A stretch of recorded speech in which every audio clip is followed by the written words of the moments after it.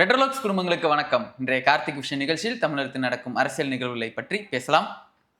வணக்கம். ரெட்ரோலாக்ஸை தொடர்ந்து சப்போர்ட் பண்ணுறவங்களுக்கு மிக்க நன்றி. பண்ணாதாங்க சப்ஸ்கிரைப் பண்ணிவிட்டு வீடியோக்களை பாருங்கள், லைக் பண்ணுங்கள், கமெண்ட் பண்ணுங்கள், ஷேர் பண்ணுங்கள். சூப்பர் தேங்க்ஸ் மூலியமாகவும் தொடர்ந்து உங்களுடைய ஆதரவுகளை வந்து கொடுத்துட்ருக்கீங்க. அவங்களுக்கும் மிகப்பெரிய நன்றிகள். உங்களுடைய வாழ்க்கையில் நீங்கள் வந்து இந்த ப்ரோக்ராம் எவ்வளோ நேரம் போகும்னு தெரியாது. இது ஃபஸ்ட்டு தான், செகண்ட் ஒன்று இருக்குது, அது நம்ம ஆஸ் யூஷுவல் பேசுகிறது.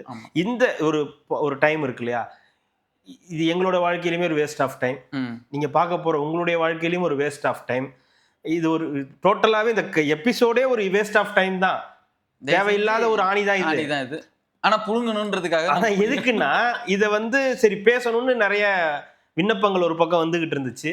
இன்னொரு பக்கம் வந்து பேசாம விட்டுட்டீங்கன்னா வந்து தப்பா போயிடும், அரசியல் பிழை. ஆமா, மாபெரும் தலைவர் இல்லையா, உயர்நீதிமன்ற நீதிபதியே சொல்றாங்க மாபெரும் தலைவர் அவரு அப்படின்னு. தவிர்க்க முடியாத தலைவர்னா அப்ப நம்ம பேசிதான் ஆகணும். தவிர்க்க வேண்டியதுதான், ஆனா தவிர்க்க முடியாம இப்ப நம்ம பேச வேண்டியதா இருக்கு. அதனால வந்து இந்த ப்ரோக்ராம வந்து பாருங்க, பார்த்துட்டு உங்க வாழ்க்கையில ஒரு அரை மணி நேரமோ 1 மணி நேரமோ நம்ம வேஸ்ட் பண்ணிட்டோம். ஏன்னா நான் இன்னைக்கு 1 மணி நேரம் வேஸ்ட் பண்ணேன் என்னுடைய வாழ்க்கையில. காலையில நான் 1 மணி நேரம் தான் வேஸ்ட் பண்ணேன். எப்பவுமே காலையில நான் வந்து இதுக்கு வாக்கிங் போவேன். அப்ப இந்த வாக்கிங் போகும்போது ஏதாவது பாட்டு ஓடும். இன்னைக்கு வந்து 1 மணி நேரத்தை நான் வந்து வேஸ்ட் பண்ணிருக்கேன் அப்படின்னு நினைக்கும் போது என் வாழ்க்கையில ஜென்ரலா ஒரு நிமிஷம் மட்டும், ஜென்ரலா நம்ம வாக்கிங் இதெல்லாம் போறது எதுக்காகனா நம்ம வந்து உடம்பு கொஞ்சம் இதாகணும், நமக்கு இந்த மற்ற வேலைகளை ஃப்ரெஷ் ஆகணுன்றதை தாண்டி நடக்கிற வேலையே இல்லை, எல்லாமே வந்து உட்கார்ந்து செய்யற வேலைகளா தான் இருக்கு. உடலுக்குன்னு எதுவும் வேலைகள் இல்லை, எல்லாமே வந்து இங்க இப்படிதான் இருக்குனே தவிர நமக்கு இந்த உடல் வேலை எதுவுமே இல்லை, உடல் உழைப்பு இல்லை. சரி, அதனால காலையில வாக்கிங்காவது போலாமேன்னு சொல்லிட்டு நம்ம வந்து போறோம். அப்போ வந்து மைண்டு ரெஃப்ரெஷ்ஷா இருக்கணும், நல்லா இருக்கணும். அன்னைக்கு காலையில ஸ்டார்ட் ஆகுறதே வந்து நல்ல இடத்துல தான், வந்து நல்ல பாடல்கள் மூலியமா ஸ்டார்ட் ஆகும் தான் நம்ம நினைப்போம். பாசிட்டிவா இருக்கணும்னு நினைப்போம். ஆரம்பிக்கும் போது இன்னைக்கு நான் நெகட்டிவா தான் ஆரம்பிச்சேன். பிளே பண்ணேன் காலையில 1.5 மணி நேரம். ஆமா, திணற தப்பு பண்ணிட்டேன். 1xல வச்சு கேட்க ஆரம்பிச்சிட்டேன். ஐயோ, அது தெரியாம 1xல அப்புறம் தான் ஒரு பாதி தூரத்துக்கு அப்புறம் போனதுக்கு அப்புறம் தான் தெரியுது, ஐயோ 1xல வச்சு கேட்டு இருக்கு இந்த கன்றாவிய, ஒரு 1.5ல வச்சு கேட்போம்னு சொல்லிட்டு தான் 1.5xல வச்சு கேட்க ஆரம்பிச்சேன். அப்படி அவ்வளவு ஒரு ஆனந்தம் அந்த வீடியோ, அந்த ஆடியோ கேட்கும்போது. வந்து ஒவ்வொரு வார்த்தையும் முத்தா, அது ஹெட்போன் போட்டுருக்கீங்க, முத்தா வந்து நேரா வந்து ஸ்ட்ரைட்டா எல்லாம் இங்க போயிடுச்சு. ஜெனரலா வந்து இங்க போயிட்டு இப்படியே வெளியே போயிடும். இன்னைக்கு என்ன பண்ணிடுச்சு, இங்க போயிடுச்சு. அதுதான் இங்க பஞ்சாயத்து. நான் நேத்தைக்கே நான் வந்து கேட்டுட்டு நைட்டே வந்து ஒரு 10:45 11 மணி இருக்கும். ஃபர்ஸ்ட் அடிச்சேன், எடுக்கல, கால் எடுக்கல. திருப்பி அப்புறம் அடிச்சதுக்கு அப்புறம் தான் இல்லையா ரூம்ல இருந்துச்சு. ஐயா செய்தியை பாத்தீங்களா அப்படின்னு கேட்டேன்.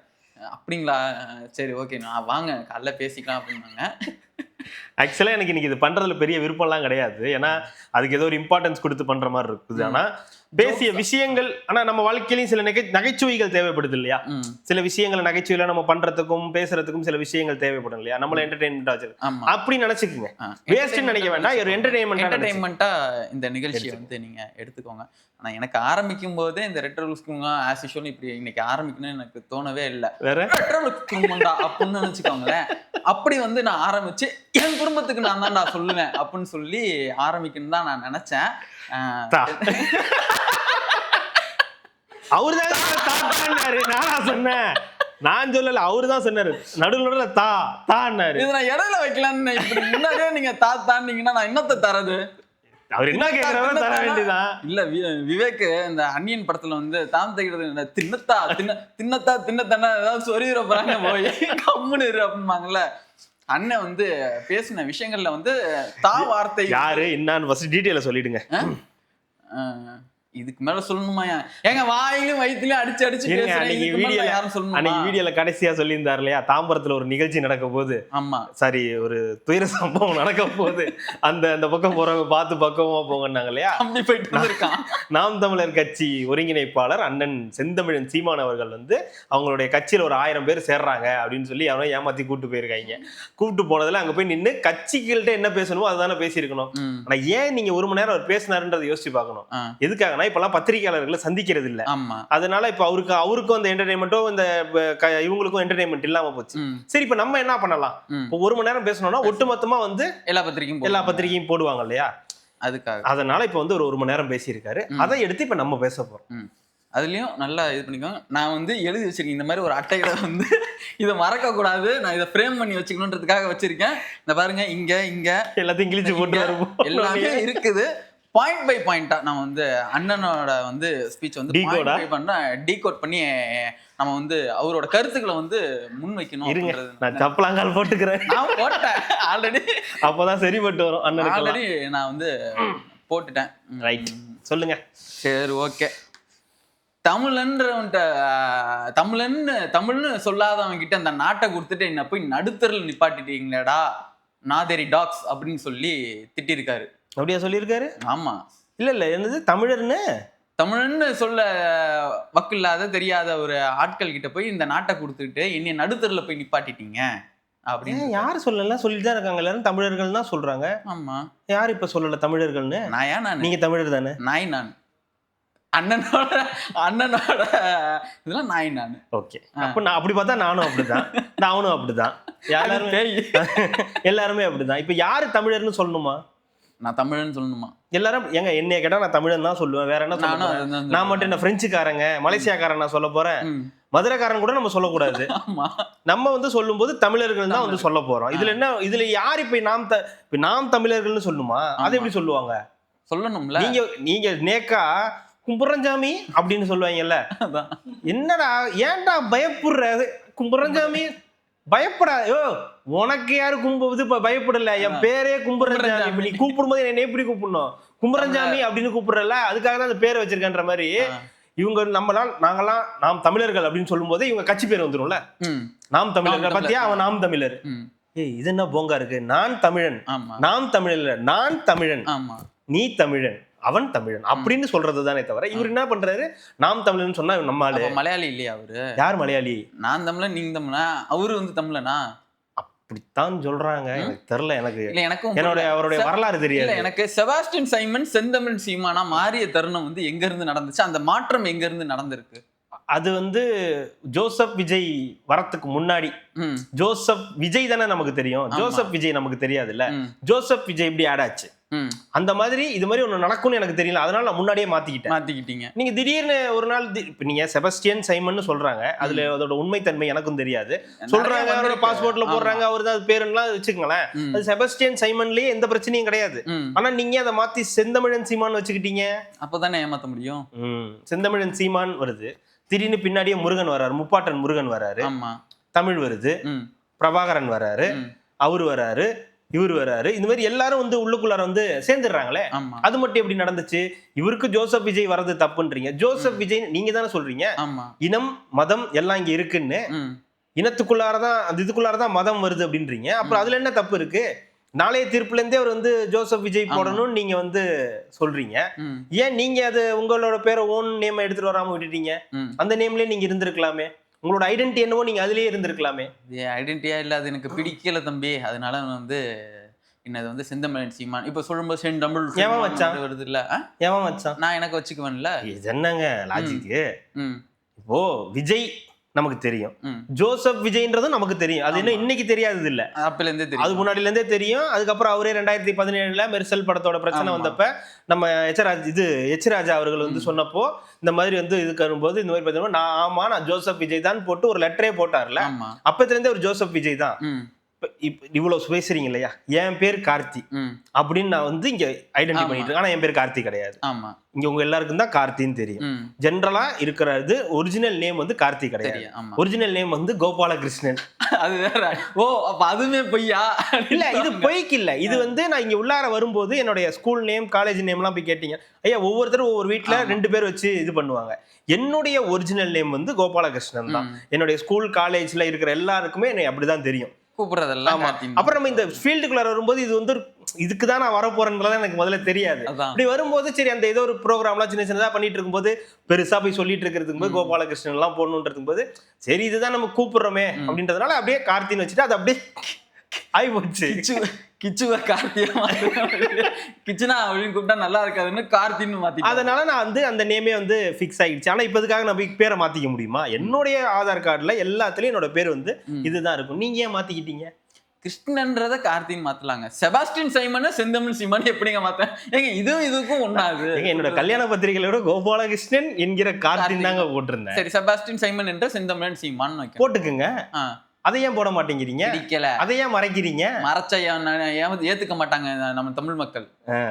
அதுதான் ஊரை ஏமாத்துறதுக்கு ஏதாவது ஒண்ணு பண்ண வேண்டியது. ஏமாத்துக்காரனா நானு இல்ல அதுக்கும் மேல இதுதான் சொல்லியிருக்காரு. நீங்க வந்து தமிழன்னு சொல்றதுக்கே திராணி இல்லாதவன்னு துப்பு இல்லாதவங்க கிட்ட எல்லாம் நாட்டை கொடுத்துட்டு என்ன போய் நடுத்தரல நீங்க தமிழன்னு அவரு தாங்க ஐடென்டி பண்ணாரு.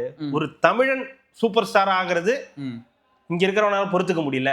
ஒரு தமிழன் அரசியலுக்கு வரதுல இவங்களுக்கு எல்லாம் பொறுக்க மாட்டேங்குது. என் தம்பி ஒரு தமிழன் அப்படின்னு சொன்னது எல்லாமே இவர்தான். ஆமா, வேற யாரும் சொல்லல. ஸ்டாலின் சொல்லல, எடப்பாடி பழனிசாமி சொல்லல, வேற யாருமே சொல்லல, திருமாவளவன் சொல்லல. இவங்க எல்லாருமே இவருக்கு அகைன்ஸ்டா தான் பேசியிருக்காங்க. இவர் மட்டும்தான் தம்பி தமிழன், தம்பி வந்து தங்கமானவர், அவர் அரசியலுக்கு வந்தா நான் அவரை வரவேற்பேன், தம்பி வந்தாருன்னா அவரு கூட ஒத்து போவேன், நான் ஏன் அவரு கூட நான் அவரு கூட கூட்டணி கூட வைப்பேன், ஒரு இணக்கப்பாடோட போலாம் அப்படின்னு பார்த்தாங்க. சரிப்பட்டு வரல. அதனால இப்ப தம்பி வந்து இதாயிட்டாரு, ஜோசப் விஜயா மாறிட்டாரு. துணை முதலமைச்சர் தரேன்னு சொல்லியே நீ என் கூட வராம என்னவே நீ எதிர்த்து அரசியல் பண்ணி ஜெயிச்சுட்டு உட்காந்துருக்கீங்கன்னா உங்களுக்கு எவ்வளவு இது இருக்கும். துணை முதலமைச்சர் யார்? விஜய்க்கு தரேன்னு தானே சொன்னாங்க. ஆமா, அல்ல அவர் என்ன சொல்றாரு, நான் முதலமைச்சரை நோக்கி போயிட்டு இருக்கேன், நீங்க வார்டு கவுன்சிலரை நோக்கி போயிட்டு இருக்கீங்க, உங்களுக்கு எனக்கு சரிப்பட்டு வராது. நீங்க ஏன்னா அது கூட உங்களால இது வரைக்கும் வாங்க முடியல. நீங்க ஒரு 15 வருஷம் கட்சின்றீங்க, ஓட்டுன்றீங்க, தமிழ்ன்றீங்க, தமிழர்ன்றீங்க, எல்லாம் சரி. ஆனா ஒரு வார்டு கவுன்சிலர் கூட ஆகாத உங்களை நம்பி நான் என்னத்த பண்றது? நீங்க என்ன எனக்கு வந்து தரது? நீங்க அசிங்கமா நினைச்சீங்கன்னா எனக்கு ஒண்ணும் இது இல்லைங்க. அது உங்களோட பார்வை. அது நான் யார்கிட்ட தோக்குறேன்? ஏன் மக்கள் கிட்ட தோக்குறேன். அப்புறம் ஏன் கத்துற? தோக்கடிச்சது யாரு? மக்கள். அப்புறம் ஏன் கத்துற? இருந்தாலும் உங்களுக்கு 8% கொடுத்தது யாரு? மக்கள். 4% ஆக்குனது யாரு? மக்கள். அவ்வளவுதான். அப்புறம் ஏன் அதுக்கே இவ்வளவு பெரிய மீட்டிங்? ஏன் 1 மணி நேரம் பேசணும்? ஜீரோ ஆக்க போறது யாரு? ஜீரோ ஆக்க போறது யாரு? ஆக போறது உண்மைதான். அது ஆக்க போறது மக்கள். அது ஆக்க போறது இவங்க கட்சி, மக்கள் கிடையாது. இவங்களே தான், கட்சிக்காரங்களே தான் பண்ணுவாங்க. அடுத்தது வந்து நடிகனும் தலைவனுக்கும் வித்தியாசம் தெரியாத தருதலை கூட்டம். செத்து போங்கடா அப்படின்னு இருக்காரு. இது ரொம்ப சீரியஸா நம்ம சொல்ல வேண்டிய ஒரு விஷயம் ஜோ. சீரியஸாவே சொல்றேன். இது வந்து செத்து போங்கடா, நீங்க யாருடா, பைத்தியக்காரனுங்களா அப்படின்லாம் பேசுறதெல்லாம் வந்து தனக்கு தான் ஓட்டு போடணும் அப்படின்ற ஒரு எண்ணம் இருக்குல்ல. என்னோட ஓட்டு, ஏன் ஓட்டு, ஏன் உரிமை அப்படின்றதானே நம்மளோட இது வாசகம். அப்படிதானே இல்லை இது. என்னோட ஓட்டுறது நான் யாருக்கு வேணாலும் போடுவேன். திமுகவுக்கு போடுவேன், அதிமுகவுக்கு போடுவேன், விடுதலை சிறுத்தைகளுக்கு போடுவேன், தாவேக்காவுக்கு போடுவேன், நோட்டாவுக்கு போடுவேன், பிஜேபி கூட போடுவேன். உங்களுக்கு என்ன? நாம் தமிழருக்கு போட மாட்டேன். போட முடியாது. முடியாது. நாம் தமிழருக்கு ஏன் வந்து போனோம்னா விருப்பம் இல்ல. விருப்பம் இருந்தா போட போறாங்க. உங்களுக்கு விருப்பப்பட்டு தானே ஒரு 36 லட்சம் பேர் இது வரைக்கும் ஓட்டு போட்டு இருந்திருக்காங்க. இதனால் இதுக்கு முன்னாடி வரைக்கும் 2026 வரைக்கும். இப்ப ஏன் போடல? ஏன்னா பிடிக்கல. அது அவங்கவுங்க விருப்பம். நீ இவங்களுக்கு தான் ஓட்டு போடணும், நீ எனக்கு தான் ஓட்டு போடணும்னா நீங்க அதுக்கேற்ற மாதிரி பேசணும் மக்கள்கிட்ட. நீங்க நான் ரொம்ப சிம்பிளா சொல்றேன்யா, நீங்களும் நானும் இருக்கோம், இந்த ப்ரோக்ராம் உட்காந்து பண்றோம். இப்போ அவங்க ஒரு சஜஷன் கொடுக்குறாங்க, ஒரு கமெண்ட்ஸ் கொடுக்குறாங்க. இஷ்டம் இருந்தா பாரு, இல்லைன்னா போ, என் சேனல் நான் என்ன வேணா பண்ணுவேன். நீ கேட்காத, அதெல்லாம் எவ்வளவு நேரம் போடணுன்றதெல்லாம் நீ சொல்லாத, எதை பத்தி பேசணும்லாம் நீ சொல்லாத, யாரை பத்தி பேசணுன்றதெல்லாம் நீ சொல்லாதன்னு நம்ம சொன்னோம்னு வச்சுங்களேன், நம்மள என்ன பண்ணுவாங்க? உனக்கு அவ்வளோ இதுவா, போடாம வேலையை பார்த்துட்டுன்னு சேனலே வேணான்ட்டு அவங்க பாட்டுக்கு அன்சப்ஸ்கிரைப் பண்ணிட்டு போயிட்டே இருப்பாங்க. நீங்க ஒண்ணுமே பண்ணாமலே சில நேரங்கள்ல நமக்கு சில விஷயங்கள் நடக்குது. நான் ரொம்ப சிம்பிளா நான் ஒரு யூடியூப் சேனல்ல சொல்றேன். நம்ம ஒன்றும் பெரிய ஆள் கிடையாது, நமக்குன்னு ஒன்றும் ஒரு இது கிடையாது. நம்ம ஒரு யூடியூப் சேனல், ஒரு 5 லட்சம் ப்ளஸ் சப்ஸ்கிரைபர் வச்சிருக்கக்கூடிய ஒரு யூடியூப் சேனல். நமக்கே இவ்வளோ யோசனைகள் இருக்கு, எதை பத்தி பேசணும், நம்ம எதுக்கு எடுத்தோன்னே உங்ககிட்ட வந்து ஒரு ரிக்வஸ்ட் வைக்கிறோம், எங்களை வந்து சேனல் சப்ஸ்கிரைப் பண்ணுங்க, எதுக்கு உங்களை வந்து சப்ஸ்கிரைப் பண்ணி பார்க்க சொல்றோம்னா அதுல ஒரு ரீசன் இருக்கு. நீங்க எப்படி பாக்குறத விட சப்ஸ்கிரைப் பண்ணி பாத்தீங்கன்னா எங்களுக்கு கொஞ்சம் ஒரு பிளஸ் உங்களுக்கு நோட்டிபிகேஷன் வரும் அப்படின்னு சில விஷயங்கள் வந்து இருக்கு. ஸ்டாண்டா பாரு, இல்லைனா விடு, நீ எல்லாம் சப்ஸ்கிரைப் பண்ணி பார்க்கணும் எனக்கு ஒன்றும் அவசியம் கிடையாது இப்படின்னு நம்ம பேசணும்னா எவனா நம்ம சேனல்ல பார்ப்பானா? ஆனா அதை தாண்டியும் அவருக்கு ஓட்டு போடுறவங்க இருக்காங்கல்ல, ஒரு 20 லட்சம் பேர், மடையனுங்க, பைத்தியக்காரனுங்க, கேனையனுங்க, முட்டா பயிலுங்க இப்படின்னு அவரே ஒரு திட்டுறாங்க. அப்போ 36 லட்சம் பேர் இதுக்கு முன்னாடி ஓட்டு போட்டிருக்காங்கல்ல, இப்ப அதுல இருந்து எவ்வளவு போச்சு? 16 லட்சம் பேர் போயிட்டாங்கல்ல, கிட்டத்தட்ட 16-17 லட்சம் பேர் போயிட்டாங்க. அப்ப அவங்க எல்லாம் இவருக்கு ஓட்டு போட்டாங்களா, இப்ப அவங்க எல்லாம் இவர்கிட்ட திட்டு வாங்கணும். பைத்தியக்காரன், முட்டாளு, நாயி, நடுவுல வார்த்தைகள், வார்த்தைகள், இதெல்லாம் வேற வாங்கணும். இதெல்லாம் என்ன தலையெழுத்தா?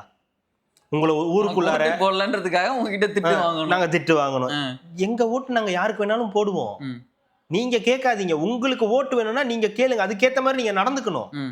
ஓட்டு போடல எங்களை ஓட்டு போடல, எங்களை மதிக்கல, எங்களை தலைவன் ஏத்துக்கலன்னா நீங்க வந்து திராவிட அரசியல் நீங்க வச்சுட்டு நான் புதுசா தமிழ் தேசிய அரசியல் நான் ஒருத்தன் வந்திருக்கேன், எல்லாம் இது பண்ணிருக்கேன், இவ்வளவு தூரம் நான் 15 வருஷம் இருக்கேன், எனக்கு நீங்க போடாம இன்னைக்கு வந்து ஒரு தற்கொலை கூட்டத்துக்கு போய் எல்லாத்துக்கும் ஓட்டு போட்டு எடுத்தீங்கன்னா அப்ப எனக்கு கோவம் வருமா வராதா? அதை நீங்க முடிவு பண்ணாதீங்க. தற்கொலை கூட்டமா தலையெழுத்த மாத்திர கூட்டமான்றதெல்லாம் நீங்க முடிவு பண்ணாதீங்க, மக்கள் முடிவு பண்றது. நான் கேட்கறது ஒண்ணுதான், 15 வருஷமா இங்க அரசியல் பண்றேன்றீங்க, எனக்கு எல்லாம் தெரியும், நான் பார்க்காததே கிடையாது, நான் பேசாததே கிடையாதுன்னா நீங்க பேசுறீங்க. 2.5 வருஷத்துல வந்த ஒரு நடிகரை நம்புற கூட்டம் 15 வருஷமா கத்துறவங்களையே நம்ப மாட்டேங்கிறாங்க. என்னைக்காவது நீங்க அதை யோசிச்சு பார்த்திருக்கீங்களா? என்னைக்காவது ஒரு நாள் 15 வருஷமா நம்ம கத்துறோமே, இப்படி பேசுறோமே, ஏன்னா நீங்க மதிக்கிறதே கிடையாது. இஷ்டம் இருந்தா ஒண்ணு பேச வேண்டியது. எனக்கு உன் ஓட்டெல்லாம் எனக்கு தேவையில்லை, நீ வேண்டாம், உன் ஓட்டை போட்டு ஜெயிச்சு எனக்கு அதுக்கு எனக்கு அசிங்கம், அவமானம் அப்படின்றது. அதுக்கப்புறம் மறுபடியும் போய் ஓட்டு கேட்க வேண்டியது. 234 தொகுதிகளிலும் சீமான் அப்படியே நின்று கருத்து போய் தொண்டையெல்லாம் வத்தி போய் ஆளே மாறி போய் வந்தாரு. எதுக்கு கேட்கற? எதுக்குப்பா கேட்கலாம்? கேட்கல, நீ சாதி பார்த்து நீ ஓட்டு போடுறனா இப்ப சொல்லியிருக்காரு, இந்த ஓட்டெல்லாம் எனக்கு வேண்டாம், நீ போடாதன்னா, நீ தற்கொலை கூட்டம்னா எவன் ஓட்டு போடுவான்? இன்னைக்கு திமுக தோத்துருச்சு. திமுக வந்து நீங்க எல்லாம் படுமோசமானவங்க, தமிழ்நாட்டு மக்களே கேவலமானவங்க, இவங்க ஓட்டெல்லாம் எங்களுக்கு வேணாம்னு சொல்ல முடியுமா? அனிதா ராதாகிருஷ்ணன் இவரோட மாமா இருக்காருல்ல, இந்த திருட்டு நிதி வாங்கினவர் இருக்காரு இல்லையா, திருட்டு நிதி வாங்கின கட்சியில இருக்காரு இல்லையா, அவர் ஒரு சீர் வாங்கி கொடுத்தப்ப வாங்கிக்கிட்டாரு இல்லையா, கூச்சமே இல்லாம. அதை விட்டுருவோம், அது வேண்டாம் நமக்கு, அவரை வச்சுக்கிட்டோம். அவர் வந்து சொல்றாருல்ல, நீங்க கேட்டாலும் அவர் கொடுக்க மாட்டாரு, அது வேற விஷயம் வச்சுக்குங்க. இல்ல சொல்றேன், இல்ல இந்த மாதிரி இருக்கக்கூடியது. அப்போ நீங்க ஓட்டு கேட்கணும், திட்டக்கூடாது. உங்களுக்கு ஓட்டு போடலன்றதுக்காக மக்களை வந்து அதாவது இவங்களுக்கு ஓட்டு போடாம எதிர்கட்சிக்கு ஓட்டு போட்டவங்களை எல்லாரையும் தற்கூரி, பைத்தியக்காரனுங்க, தமிழ்நாடே கிடையாது, தமிழ் மக்களே கிடையாது, இவன்லாம் தமிழனே கிடையாது, நீங்க முடிவு பண்ணாதீங்க. நாங்க யாருன்றதை நீங்க முடிவு பண்ணாதீங்க. நீங்க ஒரு ஆள் முடிவு பண்ணாதீங்க. நீங்க ஒன் மேன், நீங்க ஒரு கட்சி கூட கிடையாது, நீங்க ஒரு தனி மனிதர். ஏதோ உங்களை ஒரு தலைவரா வச்சிருக்காங்க, அது என்ன காரணத்துக்குன்னு தெரியல, அவரே வச்சுக்கிட்டாரு. அதுதாங்க வச்சிருக்காங்க, ஏதோ ஒரு காரணத்துக்காக இவரை தலைவர்னு போட்டு வச்சிருக்காங்க, அது எதுக்குன்னுலாம் தெரியாது. நீங்க எங்களை முடிவு பண்ணக்கூடாது, நாங்க யாருக்கு ஓட்டு போடணும், இவனுக்கு ஓட்டு. உங்ககிட்ட வந்து பேசணுமா, எங்களுக்கு இந்த பிரச்சனையா இருக்கு, எங்களுக்கு நீங்க வந்து கொஞ்சம் பார்த்து பண்ணி கொடுங்க, உங்களால ஏதாவது முடிஞ்சா பண்ணுங்க, இந்த மக்களுக்கு ஏதாவது பண்ணுங்கன்னு ஏதாவது போய் பேசி கேட்டிருக்காங்களா? இல்ல, நான் ஒண்ணு மதிக்கவே இல்லை, அப்புறம் எதுக்கு நான் வந்து அதான் நானும் சொல்றேன். அப்புறம் நீங்க ஏன் கவலைப்படுறீங்க? உங்களுக்கு ஓட்டு போடாத மக்களை பத்தி நீங்க ஏன் கவலைப்படுறீங்க? உங்களுக்கு ஓட்டு போட்ட 20 லட்சம் பேர் இருக்காங்கல்ல. ஏங்க அது அப்படி சொல்லலங்க, அவர் வந்து மொழியாலையும் இனத்தாலையும் நம்ம எல்லாமே ஒண்ணு சேர்ந்துட்டானா அன்னைக்கு நம்ம அசைக்க முடியாதுன்றாரு. இங்க யார் பிரிஞ்சிருக்கா? மொழியாலையும் இனத்தாலையும் யார் இங்க பிரிஞ்சிருக்கா? நான் பிரிச்சு வச்சு பாப்பேன்ல, திருப்பி நானே சேர்த்து வச்சு பாப்பேன்ல. இங்க மொழி, இனம், ஜாதி எல்லாம் கலந்துதான் இருக்கு. இங்க நமக்குள்ள சின்ன சின்ன பிரச்சனைகள் இருக்கு. சாதி அடிப்படையில பிரச்சனை இருக்கு, மொழி அடிப்படையில பிரச்சனை இருக்கலாம். மொழி அடிப்படையில கூட மத்த ஸ்டேட்டுக்காரங்க கூட தான் நமக்கு பிரச்சனையே தவிர நமக்குள்ள மொழி பிரச்சனை கிடையாது. நம்ம தமிழ் தான் பேசுறோம், எல்லாரும் ஒன்னாதான் இருக்கும். சாதி ரீதியில அங்கங்க கொஞ்சம் பிரிவுகள் இருக்கதான் செய்யுது. ஆனா அதை தாண்டி நம்ம இங்க ஒற்றுமையா தானே இருக்கோம். அதுல உங்களுக்கு என்ன பிரச்சனை? அதுல என்ன, இதுல இவன் ஓட்டு போடல அவன் ஓட்டு போடல. ஏங்க ஒருத்தர் வராரு, வந்த வேகத்துல எல்லாருக்கிட்டையும் போய் அபிமானம் பெறுறாரு, ஓட்டு வாங்குறாரு, ஜெயிக்கிறாரு. இதுல உங்களுக்கு என்ன கஷ்டமா இருக்கு? நீங்க எங்க தப்பு பண்ணீங்க நீங்க பாப்பீங்களா? ஓட்டு போட்டவன போயிட்டு நடிகன் வந்துட்டான் அவன் பின்னாடி நீ போயிட்டு அப்படின்னா நீ எங்க இருந்து வந்தீங்க? இது பல வருஷமா எல்லாரும் கேட்கிற கேள்வி. நீங்க எங்க இருந்து வந்தீங்க? என்னைய பிடிச்சி தள்ளி விட்டாங்க, தள்ளி விட்டா எந்திரிச்சு போக வேண்டியதானே? இங்கேயே வரீங்க? கிணத்துக்குள்ள நான் உண்மைதான் தெரியும், பல பேர் அந்த கிணத்துல இருக்காங்கன்னு. சரி, கிணத்துல இருந்தீங்கல்ல, ஆமா, இங்க கிணத்துல விழுந்தோன்னு உங்க பரம்பரையே உள்ளாரதான் இருக்குன்னு காப்பாற்ற முடிஞ்சது உங்க பரம்பரைய? என்னவே என்னால காப்பாத்திக்க முடியல. உங்களை காப்பாத்துறதுக்கே பல நாடுகள்ல இருந்து வர வேண்டியதா இருக்கு. ஆமா, வருது. இதுல இவரு வந்து பரம்பரையை காப்பாத்துறாராம். எந்த பரம்பரையை நம்ம காப்பாத்துறது? சார்பட்டா பரம்பரையை கூட காப்பாற்ற முடியாது. அவரு கதை எழுதுனா பரம்பரை வேணா காப்பாத்தலாம், வேற எதையும் காப்பாற்ற முடியாது. அதனால என்னை தள்ளி விட்டுட்டாங்க அப்படின்னா முதலமைச்சருக்கு பதவி வேணும்னு நான் வந்து அரசியலுக்கு வரல. அப்புறம் எதுக்கு முதலமைச்சர் வேட்பாளரா நிக்கிறீங்க? இடும்பாவனம் கார்த்தியை முதலமைச்சர் வேட்பாளரா நிறுத்திட்டு நீங்க சைட்ல நின்னுக்க வேண்டியதானே. தம்பி தான் முதலமைச்சர் வேட்பாளர், சாட்டை துரைமுருகன் தான் முதலமைச்சர் வேட்பாளர். அந்த ஒருத்தங்க இருப்பாங்களே ஃபாத்திமாவா, இப்ப கூட நக்கீரன் கோபால் இன்டர்வியூ எடுத்திருந்தாங்களே, ஆமா 2 பேரும் எல்லாம் நடக்குது பாத்தீங்களா, எல்லாம் நடந்துகிட்டு இருக்கு இல்லையா. அவங்கள கூப்பிட்டு வச்சு இவங்க தான் முதலமைச்சர் வேட்பாளர், இல்ல வீரப்பன் பொண்ணு இருக்காங்கல்ல, இவங்க தான் முதலமைச்சர் வேட்பாளர்னு சொல்லி இருக்க வேண்டியதானே. அப்ப மட்டும் முதலமைச்சர் வேட்பாளருக்குன்னா மட்டும் நான் முதலமைச்சராகலாம் இங்க வரலன்னா போங்க, அப்புறம் எங்க ஓட்டு கேக்குறீங்க? கேட்க வேண்டியது என்னோட கடமை, போட மாட்டோம்ன்றது எங்களுடைய கடமை. அது அவங்களுக்கு தெரியாது. அது தலைவன்னா ஒருத்தன் தான் இருக்கணும், அது நானா தான் இருக்கணும். புரியுதுங்களா? இல்லையே, நிறைய பேர் இருக்காங்களே, அந்த லிஸ்ட்ல இருந்தே தூக்கிட்டாங்க. லிஸ்ட்லயே இல்லப்பா, லிஸ்ட்லயே உன் பேர் இல்லையப்பா தலைவர் லிஸ்ட்ல. அந்த மாதிரி தான் இருக்கு அவருடைய ஸ்பீச் எல்லாமே. இந்த இடம் தான் த்ரில்லிங்கான இடம், எல்லாமே த்ரில்லிங்கா தான் இருக்கு. இதுல எதுவுமே த்ரில்லிங் இல்ல. இது ரொம்ப த்ரில்லிங்கான இடம். எனக்கு ரொம்ப பிடிச்ச டாபிக். அவரை பார்த்து திருநிதி திருடன் சொல்றதுக்கு எப்படிங்க மனசு வந்துச்சு உங்களுக்கு? உண்மைய சொல்லும் போது கோபம் வருது சார். என்னங்க ரத்தத்தாலும் வேறவையாலும் உழைச்சு சம்பாதிச்சு இந்த மக்களுக்காகவும் இந்த இனத்துக்காகவும் இந்த மொழிக்காகவும் போராடிட்டு இருக்க என் தானே தலைவனை திருநிதி திருடன் சொன்னீங்கன்னா எப்படிங்க மக்கள் கிட்ட இருந்து திருநிதி வாங்குறீங்க? இல்ல திருநிதி வாங்குறது தப்பு தான். ஏன் ஒரு டீ வாங்கி குடிச்சிருப்பானா அந்த காசுல? இல்ல, ரெமி மார்டின் தான் வாங்கி குடிச்சேன். ரெமி மார்டின் தான் குடிச்சிருக்கேன். அதுவும் 10 ரூபா தான். இது 10 ரூபா. நீங்க சொல்றது 10 ரூபா, அது 10 ரூபா. 10 ரூபா எவ்வளவு? அது மினிமமாவே 10-15 ரூபாய்க்கு மேலதான் வந்து இதுவே ஒரு ஃபுல் பாட்டிலே அவ்வளவு. ஆமா 15 ரூபாய்க்கு மேல தான் இருக்கும். முதல்ல திருநிதி திருடன்னு நம்மள சொல்றது யாரு? திருட்டு நிதி வாங்குறவங்க. திருட்டு நிதி வாங்குறவங்களும் பிளாக்ல டிக்கெட் விக்கிறவங்க. திருட்டு நிதி வாங்குறவன் அவனை கூட நீங்க விட்டுறலாம், அது ஏதோ ஒன்று நடக்குது. அவங்க இந்த பிளாக்ல டிக்கெட் விற்கிறான்ல, ஆமா, அவன் சொல்லலாமான்னு கேட்டீங்கன்னா சொல்லலாம். ஏன்னா அவன் ஒரு உழைப்பு போடுறான், அவன் பண்ற வேலை தப்பு. பிளாக்ல டிக்கெட் விற்கிறது தப்பு. ஒரு டிக்கெட்டை வாங்கி மற்றவங்களுக்கு அதிகமாக காசு வச்சு விற்கிறது. இப்போ இந்த பிளாக் டிக்கெட் அப்படின்றது என்னன்னா, ஒரு டிக்கெட் கவுண்டர்ல ஒரு 200 ரூபா கொடுத்து ஒரு டிக்கெட்டை வாங்கி அது அன்னைக்கு விஜய் அவர்களுடைய படம் ரிலீஸ் ஆகும்போது அது ஒரு 500 ரூபாய்க்கு. இப்போ நம்மள மாதிரி ஆட்கள்லாம் என்ன பண்ணுவோம், டிக்கெட் கிடைக்காது, தம்பி மாதிரி ஆள்லாம் என்ன பண்ணுவான், நான் எப்படியாது அப்படின்னு. அப்புறம் சரி போவோம், 200 ரூபா டிக்கெட் அவன் 500 ரூபான்னுவான். வேணான்னா இல்லை போய் ஆகணும், சரி போ இந்த அப்படின்னு சொல்லுவான். அப்போது ஒருத்தன் அவன் காசை எடுத்துகிட்டு போய் கவுண்டரில் டிக்கெட்டை வாங்கி இல்லை ஆன்லைனில் டிக்கெட்டை புக் பண்ணி 200 ரூபாய்க்கு என்னமோ வாங்கி நம்மக்கிட்ட 500 ரூபாய்க்கு கொடுக்குறான்.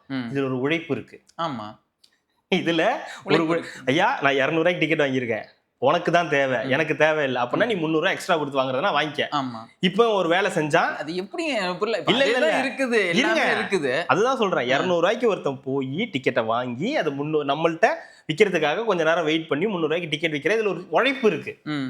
இந்த திரள் நிதின்னு ஒண்ணு இருக்குல்ல, இதுல என்ன உழைப்பு இருக்கு? கத்துறன்ல, புரியல, கத்துறன்ல என்ன உட்கார்ந்து இருந்து நான் அப்படியே காசு வாங்கி அப்படியே. நீங்க உழைக்க வரலையே, நீங்க மக்களுக்காக தானே வந்திருக்கீங்க, நீங்க உழைக்கலாம் வரலையே. அதுதான் சேவை பண்ண தானே வந்திருக்கீங்க. கத்தி உழைக்கிறேன்ல, காலையில ஜிம்முக்கு உழைக்கிறேன்ல, அதெல்லாம் உங்களுக்கு உழைக்கிறதுங்க. உங்களுக்கு நீங்க உழைச்சிக்கிறதுக்கு, அதுக்கு எதுக்கு அடுத்தவங்க காசு தரணும்ல. ஏங்க இப்போ எனக்கு அதுல தேவை இருக்கு, அந்த டிக்கெட் வாங்குறத எனக்கு தேவை இருக்கு. ஆமா, நான் அதை காசை கொடுத்து வாங்குறேன். உங்க உடம்பு நல்லா இருக்கு, நீங்க ஜிம்முக்கு போறீங்க, இதுல நான் ஏன் உங்களுக்கு காசு தரணும்? நான் கொடுத்தது வேற, நீ செலவு பண்ணது வேற. நான் கொடுத்தது நம்ம இனத்துக்காகவும் இதுக்காகவும், அது ஒரு முன்னேற்றணும், நமக்கான ஒரு குரல் இருக்கணுன்றதுக்காக நான் உங்களுக்கு கொடுத்தேன். அவ்வளவுதாங்க. இதுதான் உங்களுக்கு பொறாமையில பேசுறீங்க. சீமான் பென்ஸ் கார் வச்சிருக்கான், பொறாம. வானூர்த்தி வாங்கி நான் ஓட்டுவேன், என்ன பண்ண நீ ஓட்டுவப்பா? உனக்கு காசு கொடுத்தா நீ வானூர்த்தி வாங்கி ஓட்டுவ, இது ஜெட்டு வாங்கி ஓட்டுவீங்க, ஹெலிகாப்டர்ல வாங்கி விட்டுப்பீங்க, வீட்டு வாசல்ல முடிஞ்சா விட்டுக்கலாம். நீங்க முடிஞ்சா நீங்க ஒரு லேண்ட் வாங்குங்க, இல்ல தீவு ஏதாவது வாங்கிக்கிங்க, அந்த தீவுல போயிட்டு இந்த அவர் இருக்காரு இல்லையா, நீங்க அதை பேசவே கூடாதுங்க. நான் என்ன வேணாலும் வாங்குவேன். அப்பா அத்தா சங்கிலி எடுத்து நான் வாங்கினேன் இல்ல, எவன் அப்பா அத்தா சங்கிலி எடுத்து தரானுங்கன்னு தெரியலையே. அதுதானே இங்க கவலையா இருக்கு. நீங்க வாங்குறவனை கொச்சப்படுத்தணும், கொடுக்குறவனையும் நீங்க கொச்சப்படுத்தக்கூடாது. ஆமாங்க, எப்படிங்க ஒருத்தர் திருப்பி திருப்பி திருப்பி திருப்பி கொடுத்துக்கிட்டே இருப்பானே. ஏங்க நான் என்ன கேட்கறேன், ஏங்க இது அங்க இருந்தா வருதானே எனக்கு தெரியலையே. அது ஓகே, எனக்கு என்னுடைய கவலை என்னன்னா, நான் ஒரு விஜய் ரசிகன் வச்சுக்கோங்க, வச்சுக்கிறது நான் தான் விஜய் ரசிகன். இப்ப நான் போய் படம் பாக்குறேன், தொடர்ந்து பாக்குறேன், இவர் ஒரே மாதிரி நடிக்கிறாரு, ஒரே மாதிரி இருக்காருன்னா ஒரு கட்டத்துல நமக்கே சலிப்பு வந்துடும்ல. ஆமா. நாங்க இதே மாதிரி பண்ணிட்டு இருக்காரு, அதே கதை, அதே நடிகர், ஆமா. அதே டைரக்டர், அதே மியூசிக் டைரக்டர், அதே ஹீரோயின், கொஞ்சம் கொஞ்சம் ஏதாவது சின்ன சின்னதா சேஞ்ச் இருக்கு, அவ்வளவுதான். இதுக்கு எதுக்கு நான் போய் பார்க்கணும்? அப்ப அதுக்கே நமக்கு அவ்வளோ இது வருது, இவ்வளோ மாத்தி செய்யணும் வைக்கணும்னு. ஆனா இதுல அந்த மாதிரி எதுவுமே இல்லையே, எல்லாம் ஒரே மாதிரி தானே இருக்கு. ஏதாவது சேஞ்சஸ் இருக்கு. அப்போ அந்த படம் வெற்றி பெறணும். இப்ப நான் போய் பாக்குறேன், அந்த படம் நல்லா இருக்கணும், அந்த படம் சக்சஸ் ஆகுது, அப்ப ஒரு நல்ல படம் பார்த்தோம்பா அப்படின்ற ஒரு திருப்தி வரணும். நான் காசு கொடுத்து பார்த்த படத்துக்கே சக்சஸ் ஆன படமா இருக்கணும், நல்ல படமா எடுத்திருக்கணும், எனக்கு அது பிடிச்ச படமா இருக்கணும்னு நினைக்கிறேன். நான் உங்களுக்கு காசு கொடுக்குறேன் என்னுடைய இனத்துக்காக, ஆனா அந்த இனத்துக்காக நீங்க என்ன பண்ணிருக்கீங்கன்னு கேட்டா ஒண்ணும் கிடையாது. என்ன பண்ணிருக்கீங்க? இந்த தமிழ் மக்கள் இந்த சொல்றீங்கல்ல, நான் தமிழர்களுக்காக போராடுறேன் வைக்கிறேன்னா, நீங்க நல்லா இருக்கீங்க. உங்களுக்கு நீங்க போராடுறேன்ற சொல்றீங்களா, அந்த மக்கள் அவங்களுக்கு என்ன நல்லா இருக்காங்க? நம் இனத்தின் ஒரே குறிக்கோள் விடுதலை. அதுக்கு எங்க நம்ம கட்சி ஆரம்பிச்சிருக்கணும்? அங்க ஆரம்பிச்சிருக்கணும். சரி, இங்க ஆரம்பிச்சிட்டீங்க. அங்கதான் முடியாது. ஆமா, அங்க எல்லாருக்கும் உண்மை தெரியும், அதனால அங்க ஆரம்பிக்க முடியாது. சரி, இங்க ஆரம்பிச்சிட்டீங்க. யாரை எதிர்த்து ஆரம்பிச்சீங்க? திமுக, காங்கிரஸ் எதிர்த்து தான் ஆரம்பிச்சீங்க. திமுகவோடையும் க்ளோஸா தான் இருக்கீங்க. காங்கிரஸோட உங்களுக்கு என்ன நட்புன்றது நமக்கு தெரியாது, அது இல்லைன்னு கூட வச்சுக்கோங்க. திமுகவோட நீங்க நல்ல உறவுல தானே இருக்கீங்க. அவங்க தானே உங்களை கொன்னாங்க, அவங்களோட கூட்டணியில இருந்தாங்க, அவங்க கூட நாங்க சேர மாட்டோம் வைக்க மாட்டோம் நீங்க. ஆனா நீங்க அவர் கூட நல்லா தானே பழகுறீங்க. அவங்க வீட்டுக்கு ஏதாவது ஒரு பிரச்சனைனா முதல்ல ஆள் நீங்க தானே போய் நிக்கிறீங்க. உங்க வீட்டுல எதனா ஒரு பிரச்சனைனா முதல் ஆள் அவங்க தானே ஃபோன் பண்ணி உங்கள்கிட்ட விசாரிக்கிறாங்க. கேட்டா தனி மனித இது வேற இது வேற அப்படின்னு. அப்ப நம்ம எல்லாத்தையும் சேர்த்து பார்க்க வேண்டியதா தானே இருக்கு. இவருடைய ஸ்பீச்ல நம்ம எல்லாத்தையும் சேர்த்து பார்க்க வேண்டியதா தானே இருக்கு. திமுகவோட பி டீம் அவரு யாரு? நாம் தமிழர். எப்படி சொல்றீங்க? எப்படி சொல்றீங்க? திமுகவோட அதிருப்தி ஓட்டெல்லாம் இருக்குன்றீங்களா, அது எங்கேயும் போயிடக்கூடாது, அதிமுகக்கு போயிடக்கூடாதுன்றதுக்காக, அது வேற எங்கேயாவது டைவர்ட் பண்ணி விடணுன்றதுக்காக ஆரம்பிக்கப்பட்ட கட்சி தான் நாம் தமிழர்.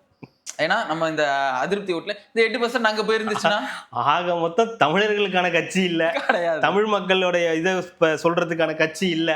இந்த மாதிரி அதிருப்தியை சம்பாதிக்கிறது, அடுத்தவந்தோட இது பண்றதுக்காக சம்பாதிக்கிற கட்சியா தான் இருக்கு. ஆமா, நான் பல தடவை இந்த கேள்வி எனக்குள்ளாரே கேட்டு பார்த்துக்கிட்டு இருக்கேன். புதுசா வர ஒரு கட்சியால 2.5 வருஷத்துல ஆட்சியை பிடிக்க முடியுது. ஒரு கூட்டணி சேர்ற ஒரு கட்சியால ஒரு தொகுதி 2 தொகுதி வரைக்கும் ஜெயிக்க முடியுது. காங்கிரஸ் மாதிரி உள்ள ஒரு கட்சி 5ல இருந்து 10, 15, 20 வரைக்கும் ஜெயிக்க முடியுது. விடுதலை சிறுத்தைகளால ஒரு 2, 3, 4 ஜெயிக்க முடியுது. ஒரு மதிமுகவால 2 ஜெயிக்க முடியுது. இந்த மாதிரி ஒவ்வொரு கட்சி எடுத்தீங்கன்னா, ஒரு பூந்தமல்லியில இருக்காங்க, என்ன கட்சி அது, ஜெகன்மூர்த்தி, அவங்க இருக்காங்கல்ல, அவங்களால கூட ஜெயிக்க முடியுது. இன்னும் புதிய நீதி கட்சி, இந்த மாதிரி எவ்வளவு கட்சிகள் இத்தனை வருஷத்துல வெற்றி தோல்விகளை பார்த்திருப்பாங்க. 15 வருஷமா மாபெரும் தலைவர்ன்றாங்க, தவிர்க்க முடியாத தலைவர்ன்றாங்க, இவரை மாதிரி பேசுறதுக்கு ஆளே இல்லைன்றாங்க. அவர் வந்தா மிரண்டுருவாங்க. அவர் அவர் சட்டசபைக்குள்ள வந்தாருன்னா கேள்வி கேட்டு கர்ஜித்து, விஜய் அவர்களே எனக்கு இந்த பதவி வேண்டாம், நான் இந்த ஆட்சியை இதோட முடிச்சுக்கிறேன்னு சொல்லிடுவார்னு எல்லாம் சொல்றாங்க. ஆனா ஒரு தடவை கூட ஜெயிக்காதது அந்த சூழ்ச்சி தான் புரிய மாட்டேங்குது. அப்படியே தமிழ் மக்கள் வெறுத்துட்டாங்க. என் காசி அப்படியா வெறுத்துட்டாங்க? அப்படிதான் வெறுத்தாங்க. அவர் என்ன சொல்றாரு, இந்த அது ஏதோ வீட்டு கொடுத்து சுட்டு கொடுத்துன்ற மாதிரி, நான் வாழ்றதுக்கு உயிர் இல்லாம கூட வாழலாம், ஆனா மயிர் இல்லாம வாழ முடியாதுன்ற மாதிரி நிறைய டைலாக்லாம் பேசி எனக்கு அப்படிலாம் தேவையே இல்லைன்ட்டார் அவரு. எது மாதிரி?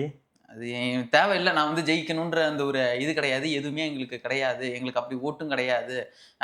அது இன்னும் சொன்ன தன்மானத்தை வித்து வாழ்றதை விட நான் செத்து மடிஞ்சிடலாம். கரெக்ட். அப்ப அது கட்சி தொடங்கி இருக்க கூடாதுல, இயக்கம் தானே வச்சிருந்திருக்கணும். நான் தொடங்கணும்ன்ற இதுலயே வரலையே. திராவிடர் கழகம்னு ஒண்ணு இருக்குல்ல, அது கூட தான் போராட்டம் பண்ணுது, அது கூட தான் அறிக்கை எல்லாம் கொடுக்குறாங்க.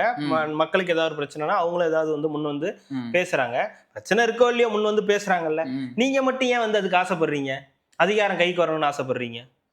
இயக்கமா இருந்துச்சுன்னா நிதி வரும், அதாவது வேற திரள் நிதி மட்டும்தான் வரும், பொட்டி வராது, ஃபீட்பாக்ஸ் வராதுல்ல. இல்லையே, வருமே.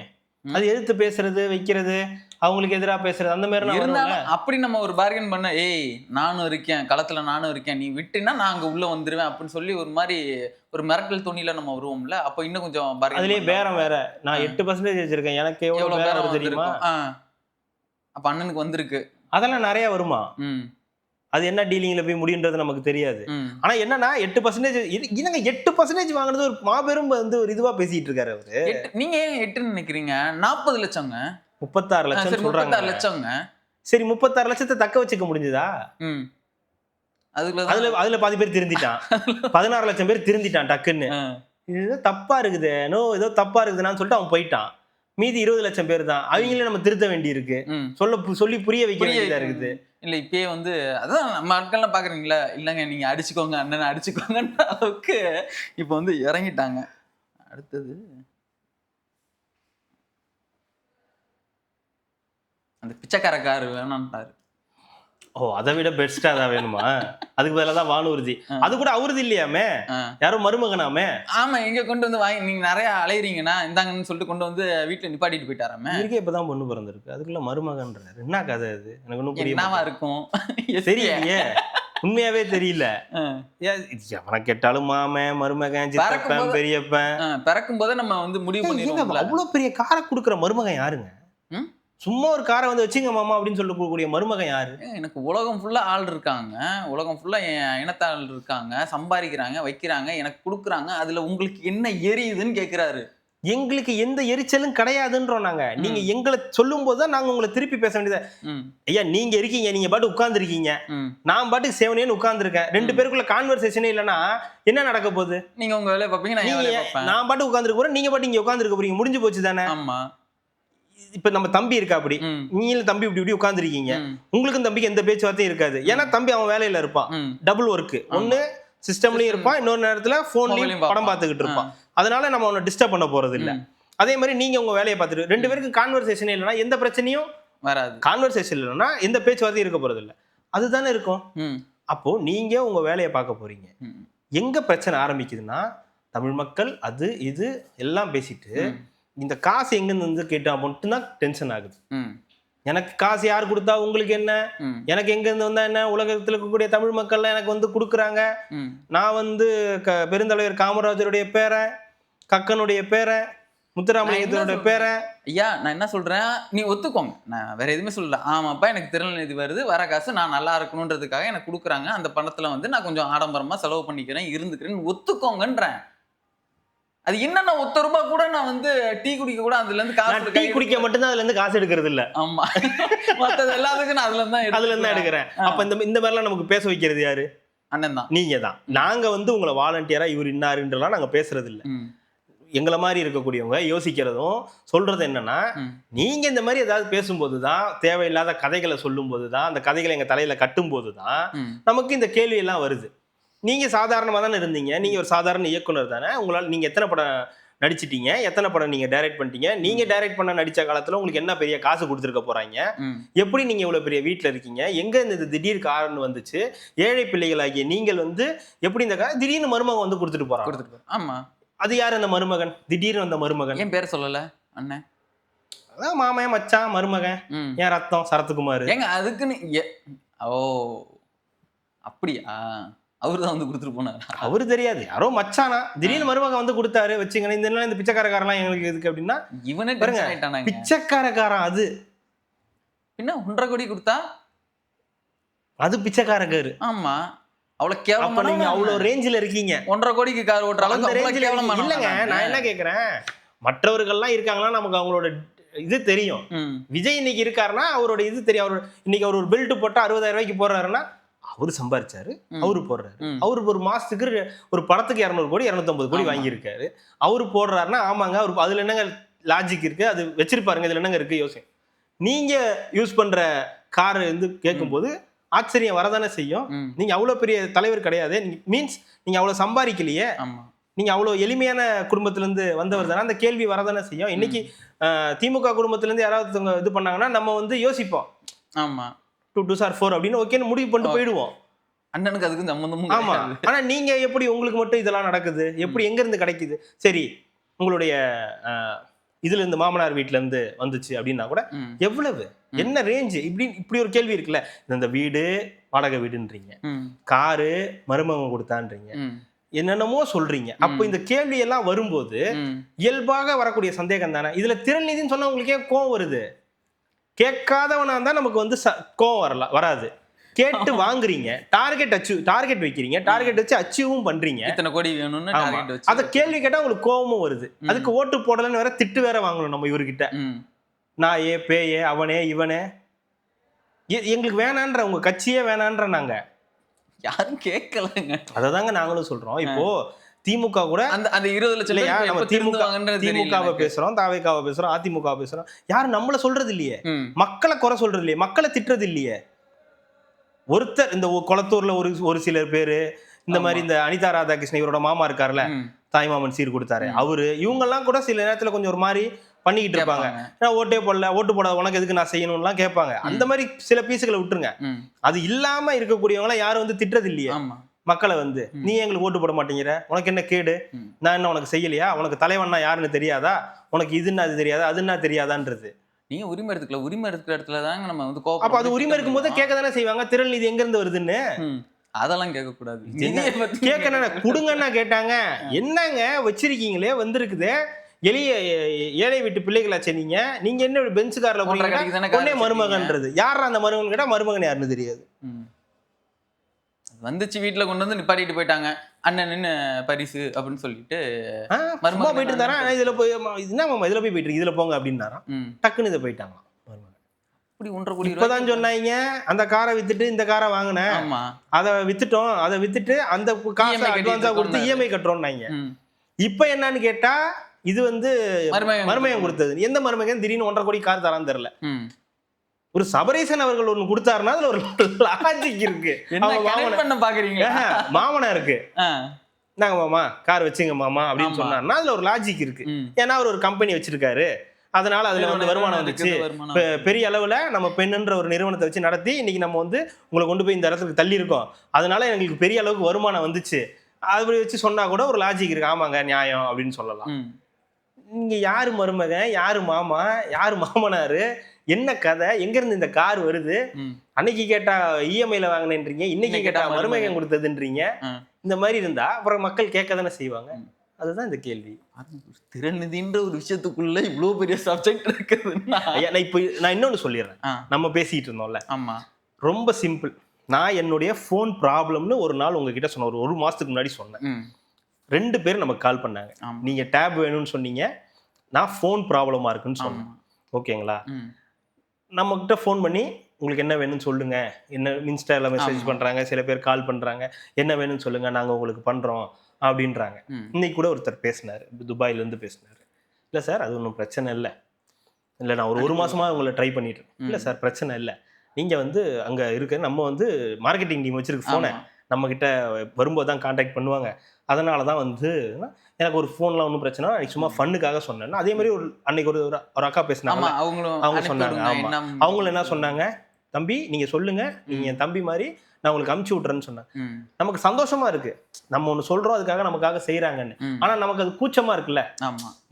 அவங்க உழைச்சி அவங்க எதுக்கோ கஷ்டப்பட்டு அங்க வந்து வாழ்றாங்க, அங்கிருந்து நமக்கு காசு அமுச்சு விட்றேன்றாங்க, நமக்கு வந்து போன் வாங்கிக்கிங்கன்றாங்க, உங்களுக்கு டேப் வாங்கிட்டு வரோம், நீங்க நம்ம எதுவும் பண்ணல நம்ம வந்து. ஆனா அதுக்கே நமக்கு வந்து இதெல்லாம் எதுக்கு வேண்டாம், நீங்க கேட்கறதே எங்களுக்கு சந்தோஷம் தான், நம்ம சம்பாதிக்கிறோம், நமக்கு சம்பளம் தராங்க, நம்ம அது வாங்கி போன்றது நமக்கு தெரியும், நமக்கு நம்ம இஎம்ஐ கட்டணும், ஏதோ ஒன்று பண்றோம் வாங்கிக்க போறோம். ஆனா அதுதானே நீங்க ஒரு மூலதனமாவே வச்சிருக்கீங்க. உழைப்புன்னே ஒண்ணு இல்லாம ஒரு கட்சிக்கு, எல்லா கட்சிக்கும் நிதி வருங்க. இதுல அந்த பத்திரம் மூலியமா வந்து சில பேர் கோடிக்கணக்குல வந்து தருவாங்க, சில பேர் அவங்களோட ஆதாயங்களுக்காக வந்து காசு தருவாங்க, சில பேர் பிசினஸ் மேன்ஸ் வந்து அவங்களோட ஆதாயங்களுக்காக வந்து காசு தருவாங்க, எதுக்காகவோ காசு தருவாங்க. ஒரு கட்சிக்கு எல்லா இதுல இருந்தும் காசுகள் வந்து வரும், அவங்களும் காசு கலெக்ட் பண்ணுவாங்க. அதெல்லாம் பெரிய அளவுக்கு பெரிய அமௌண்ட்டாலாம் இருக்காது, நல்ல வளமா செல்வ செழிப்போட இருக்க அமைச்சர்கள்ட்ட இருந்து வாங்கிப்பாங்க. ஆனா நீங்க யார்கிட்ட இருந்து காசு வாங்குறீங்க, யார் உங்களுக்கு காசு தரா? அன்றாடம் வேலைக்கு போறவங்களும் மாச சம்பளம் வாங்குறவங்களும், எங்கெங்கயோ வேலை செய்யறவங்க, வெளிநாடுகள்ல இருக்கக்கூடிய தமிழர்கள், இலங்கையில இருக்கக்கூடிய தமிழர்கள், இவங்கெல்லாம் கஷ்டப்பட்டு சம்பாரிச்சு உங்களுக்கு திரள் நிதி கொடுத்தா அதை வச்சு நீங்க என்ன பண்றீங்கன்ற கேள்வி வரதானே செய்யும். ஜிம்முக்கு போனேன், ஆடம்பரமா நான் வாழுவேன், பிராண்டட் ஷர்ட்ஸ்லாம் போட்டுக்குவேன், இதுக்கு மேலே என்ன வேணும்? ஒரு தமிழனா நான் இந்த அளவுக்கு இருக்கேன், உயர்ந்திருக்கேன், ஏசி ஜிம்முக்கு ஒரு 50,000 ரூபாய் கொடுத்து ஒரு ஜிம்முக்கு வந்து ஒரு ட்ரெயினர் போட்டு என்னால் இருக்க முடியும்னு உயர்த்தினது யாரு? பெருமெல்லாம் யாருக்கு? பைத்தியக்காரன், பைத்தியக்கார பைய அவரு சொல்றாருல, நான் சொல்லல, பாக்குறவங்களுக்கே தெரியல. ஒரு பிசினஸ் மேன் ஒருத்தன் காசு கொடுக்குறாங்கன்னா, ஒரு கட்சி கொடுக்குறாங்கன்னா அதுக்கு ஏதோ ஒரு காரணம் இருக்கும், அதை அவங்க செஞ்சு கொடுப்பாங்க, அதன் மூலியமா அவங்களுக்கு காசு தராங்க, அதனால அவங்களுக்கு அந்த வேலை நடக்குதுன்னு கொடுக்கலாம். இவங்கெல்லாம் காசு கொடுக்குறாங்களா? இவங்களுக்கெல்லாம் என்ன வேலை நடக்குதுன்னு இவர் காசு கொடுக்குறாங்க? வேலை நடக்குது இல்ல, சொன்னேன்ல, ஜிம்முக்கு போறது, கார் வாங்குறது. நீங்க ஒருத்தர் நல்லா இருக்கணும்ன்றதுக்காக அவங்க காசு தரல, இந்த தமிழினம் நல்லா இருக்கணுன்றதுக்காக காசு கொடுக்குறாங்க. அவங்களுக்கு என்ன நல்லது நடந்துச்சு? உங்களுக்கு ஒரு ஃபோன் வாங்கி குடுக்குறதுக்கு இவ்வளோ பேர் நினைக்கிறாங்கல்ல, அந்த மாரி வந்து அண்ணனுக்கும் வந்து அண்ணன் நல்லா இருக்கணும், ஏசி ஜிம்முக்குலாம் போணும், ட்ரெய்னர் வைக்கணும், உடம்ப ஃபிட்டா வச்சுக்கணும், கார்ல போணும்னு நினைக்க மாட்டாங்களா? அதுதான் குடுத்தாங்க. ஏங்க நீங்க கார்ல போங்க, பைக்ல போங்க, ஏரோப்ளேன்ல போங்க. அதெல்லாம் இங்க பிரச்சனை கிடையாது. என்ன என்ன முதல்ல நன்மை குடுக்குறவங்கள்ட்ட நடந்திருக்கு? நம்ம என்னன்னா, ஃபர்ஸ்ட் குடுக்குறவங்கள்ட்ட வந்து கேட்கணும். இது எதுக்காக நீங்க வந்து குடுக்குறீங்க? அண்ணனுக்காக குடுக்குறீங்களா? அண்ணன் வசதியா இருக்கணுன்றதுக்காக குடுக்குறீங்களா? இல்ல கட்சிக்காக நம்ம இதுக்கு வந்து அந்த தமிழ் தேசியன்றதுக்காக குடுக்குறீங்களான்றத நம்ம வந்து தெரிஞ்சுக்கணும் ஃபர்ஸ்ட். தமிழ் தேசியத்துக்காக தான் குடுக்குறாங்க. ம். அவங்க தமிழர்களுக்காக பேசுறாங்க. ஈழத்தமிழர்களுக்காக பேசுறாங்க. அவங்கள தான் அது ஒண்ணு தான் குரலா இருக்கு. இத்தனைக்கும் நெறைய பேருக்கு தெரியும். ம். இது சரியான முறையில இல்ல. இது எதுக்கோ இதாகுதுன்றதெல்லாம் தெரியுது. ம். ஆனாலும் குடுக்குறாங்க. ஏன்னா, அத விட்டுடக்கூடாது. ம். பேசுறதுக்காக ஒருத்தர் இருக்காரு. அவர நம்ம விட்டுறக்கூடாது. அந்த ஒரு காரணத்துக்காக குடுத்துக்கிட்டு இருக்கவங்களும் இன்னும் அதிகமா தான் வந்து இருக்காங்க. அத பயன்படுத்திக்கிட்டு நம்ம என்ன பண்ணியிருக்கோன்றதான் நான் ரொம்பலாம் கேட்கலீங்க. என்னமோ பண்ணிட்டு போங்க. யாரோ உங்களுக்கு காசு குடுக்குறாங்க. யாரோ நல்லா இருந்துட்டு போறாங்க. ம். ஒரு வெற்றி. எனக்கு ரொம்ப வருத்தமா இருந்தது. ம். லேட்டஸ்டா ஸ்டாலின் சார பார்த்து, ம். நீங்க தான் வரணும். நீங்க தான் திருப்பி எங்க வார்டு கவுன்சிலரா வரணும்னாங்க. அவர்ட்ட கூட போய் வார்டு கவுன்சிலரா வாங்கன்னு கேட்கறாங்க. ம். உங்கள அது கூடயா கேட்கல? வார்டு கவுன்சிலரா வாங்கன்னு கூடயா கேட்கல? கேட்பாங்க. கேட்டா நீ என்ன நிதி குடுத்துட்டியா? நீ எனக்கு இது பண்ணிட்டியா? இங்க என்ன செலவு இருக்குன்னு தெரியுமா? அரசியல்னா உனக்கு சும்மாவா? கிள்ளிக்கிற விளையாட்டா? எனக்கு தெரியாதா? நீ எனக்கே அரசியல் கத்துக் குடுக்குறியான்னு கேட்பேன். என்ன பண்ணுவீங்க? இதனால தான் காண்டாகுது. ஏன் ஓட்டு போடுறதுலன்னு தெரியுதா? ஏன் நாங்கலாம் பைத்தியக்கார பயலா இருக்கோம் தெரியுதா? ம். அதனால தான். நீங்க எத்தனை தடவை சொல்றீங்களோ, அத்தனை தடவை ஓட்டு விழாது. ம். டெபாசிட் காலி தான். 4 இருக்குல்ல, 4ம் காலி ஆகுது. ம். அந்த 4ம் காலி ஆகலையா? நீங்க என்னைக்கு ஒரு ஒரு கட்சி தலைவரை மத ரீதியாக டார்கெட் பண்ண ஆரம்பிக்கிறீங்களோ, ம். என்னைக்கு ஓட்டு போட்ட மக்களையே, உங்களுக்கு ஓட்டு போடாத மக்களை நீங்க என்னைக்கு பார்த்து நாய், பேய், பிசாசுன்னு பேச ஆரம்பிக்கிறீங்களோ, நீ நன்றி கெட்டவன், தலைவனுக்கும் நடிகனுக்கும் வித்தியாசம் தெரியாதுன்னு நீங்க பேச ஆரம்பிக்கிறீங்களோ, அன்னைக்கே முடிஞ்சு போச்சு. ம். நீங்க ஜஸ்ட் வேஸ்ட் ஆஃப் டைமா தான் இந்த அரசியல் இருக்க போறீங்க. போறீங்க. இவ்வளவுதான் இருக்க போறீங்க. இது வந்து ஒரு கட்சிக்கு ஆதரவு எதிர்ப்பெல்லாம் கிடையாது. ம். மக்களுடைய கோபம்னு இருக்குல்ல, ம். நீ யாருக்கு ஓட்டு போடணுன்றதை நீ முடிவு பண்ணாத. ம். எங்களுக்கு தெரியும். உனக்கு ஓட்டு போடலன்றதுக்காக நான் உங்ககிட்ட திட்டு வாங்கணுன்ற அவசியம் எனக்கு கிடையாது. என்னைய திட்டுற உரிமை உனக்கு கிடையாது. ம். ஏன் உன்னைய சொல்றோம்னா, நீ என்னைய சொல்ற, அதனால நான் உன்னைய சொல்றேன். ம். நீ என்னைய பார்த்து பைத்தியக்கார நாயேன்னு சொன்னா நாங்களும் திருப்பி அதே தான் சொல்லுவோம். ம். வார்த்தையில சொல்ல மாட்டோம். ஓட்டுல ஓட்டுல போட்டு போட்டுருவோம். எங்களுக்கு இருக்கிற ஒரு ஆயுதம் நாங்க அதை யூஸ் பண்ணிட்டு போயிட்டே இருப்போம். ம். ஆனா இவரு நம்பி கொடுக்குறாங்களே, ம். அவங்க தான் பாவம். ம். வேற ஒண்ணும் பண்ண முடியாது. விடுங்க. அப்புறம் நான் பேசுறது உனக்கு ஏதாவது எரிச்சலா இருந்துச்சுன்னா நான் அதை தான் பேசுவேன். கரெக்ட். அதே தான் நாங்களும் சொல்றோம். நாங்க பேசுறது உங்களுக்கு ஏதாவது எரிச்சலா இருந்துச்சுன்னா நாங்க அதே தான் பேசுவோம். ஆனா எங்களுக்கு அதுல விருப்பம் இல்லை. ஏன்னா வேஸ்ட் ஆஃப் டைம் எங்களுக்கு தெரியும். அதனால நாங்க அதை வந்து ஒன்ஸ் தான், அதுக்கப்புறம்லாம் தொட மாட்டோம். அதே நான் வந்து உங்ககிட்ட கேட்கறேன், கேள்விதான் கேட்கறேன், உன்கிட்ட பதில் இல்ல. கேள்வியே கேட்கறேன், ஏன் களத்துலக்கே நான் இன்னும் இறங்கல, அதுக்கு முன்னாடியே இந்த கத்துக்கு. சாரி பாஸ், நீங்க களத்திலேயே இல்ல. களத்துல இறங்கல இல்ல, நீங்க எல்லாம் களத்திலேயே இல்ல. ஏதாவது ரெஸ்பான்ஸ் பண்ணாங்களா? சி அப்படின்னு கூட தொடச்சு கூட போடல. அவ்வளவுதான். இதெல்லாம் மீடியாவுடைய பசி, அவ்வளவுதான். சின்னதா ஒரு நாள் நல்லா பேசினாரா, என்ன மீடியாவோட பசி? அதுக்கு ஒண்ணு எடுத்து வச்சிருக்கேனே, உங்க பசிக்கு வந்து தீனி போடுற மாதிரி வந்து அண்ணன் ஒண்ணு கேட்டிருந்தாரு. என்னன்னா, நான் சொல்றதுல இந்த கட் பண்ணிலாம் போடக்கூடாது, இது அப்படியே போடணும். அது நான் சொல்றேன். அதாவது ஊடகங்கள்லாம் வந்து உண்மைய பேசாது. நான் உண்மையை தவிர வேற எதுவுமே நான் பேச மாட்டேன். கால கடுமை கன்றாவிய இந்த டைலாக்லாம் நம்ம கேட்கணும்னு இருக்குது. ஊடகங்கள் உண்மையை சொல்லாதான், ஆனா நான் உண்மையை மட்டும்தான் நான் பேசுவேனா. ஆமா, இதை கட் பண்ணாம அதை பேசியிருந்தாதான் ஓட்டு போட்டிருப்பாங்களே, அதான் பேசலையே. தேர்தலுக்கு தேர்தல் மாற்ற வேண்டியது, தம்பிய வான்னு சொல்ல வேண்டியது, அதுக்கப்புறம் போன்னு சொல்ல வேண்டியது, நடு ரோட்ல நின்று அடிபடுவேன்னு சொல்ல வேண்டியது. அப்ப ஜோசப்புக்காக போராடினவர், எச்ராஜாவுக்கு எதிராக அரசியலுக்கு வரதுக்கு முன்னாடி ஜோசப்னு தான், அதுல என்ன இருக்கு, மதத்துக்குள்ளார தானே அதெல்லாம் வருதுன்ற மாதிரி ஏதோ பேசினவர். இப்ப திடீர்னு வந்து இப்ப என்ன திடீர்னு ஜோசப்னு வருது உனக்கு, எங்க இருந்து வந்துச்சு ஜோசப் அப்படின்னு கேட்கறது, இதெல்லாம் உண்மையை பேசுறது. இவர்தான் உண்மையை மட்டும் பேசக்கூடிய ஒரு தலைவர். இதுல வந்து அவங்களுக்கும் பங்கு இருக்குன்ட்டாரு. அந்த அதுதான் சொல்லியிருக்காரு, இது மாதிரி இதுல உங்களுக்கும் பெரிய பங்கு இருக்குது, நான் வந்து இது பண்ணதுல வந்து ஊடகத்துக்கும் பெரிய பங்கு இருக்குது, சும்மா இந்த இதெல்லாம் போட்டுட்டு ஒருதலை பட்சமாக நம்ம பேசுறது எல்லாமே யாரும் காட்ட மாட்டேங்கிறீங்க, வெளில காட்ட மாட்டேங்கிறீங்கன்னு சொல்லி ஒரு மாதிரி மனசு வருத்தப்பட்டார் ஊடகத்துக்கு மேல. ஊடக வெளிச்சம் வச்சா நீங்க வந்தீங்க. ம் ஊடக வெளிச்சம் வச்சுதான் நீங்க வந்தீங்க. ம் ஊடக வெளிச்சம் இல்லாம நீங்க எப்படி இவ்வளவு தூரம் வந்தீங்க? ம் ஊடகம்னு ஒண்ணு இருக்கும்போது தான் விஜய்னு ஒரு கேரக்டர் வரத்துக்கு முன்னாடி தான் ம் உங்களுக்கு அதீத ஊடக வெளிச்சம் இருந்துச்சு. நீங்க போற இடத்துலலாம் மைக்க பிடிச்சி பேசுனீங்க, ம் ஆச்சுனீங்க, பூச்சுனீங்க, செருப்ப கைட்டெல்லாம் காட்டுனீங்க, பேனா சிலையை உடைப்பேன்னீங்க. அதெல்லாம் காட்டினது ஊடகம் தானே. ம் வேற யாரும் இல்லை, மொபைல்ல மட்டும் எல்லாம் காட்டிக்கிட்டு இருந்தாங்களா? இவ்வளவு தூரம் வீடியோ எடுத்து. சொல்லியுமே திமுக எதுவுமே பண்ணல அப்படின்னா, இப்போ இதுக்கெல்லாம் இவ்வளவு கொந்தளிக்கிறாங்களா? அதுவா இதுவா கருத்துமா நம்மள இப்படி பேசிட்டாங்களா அப்படின்னு.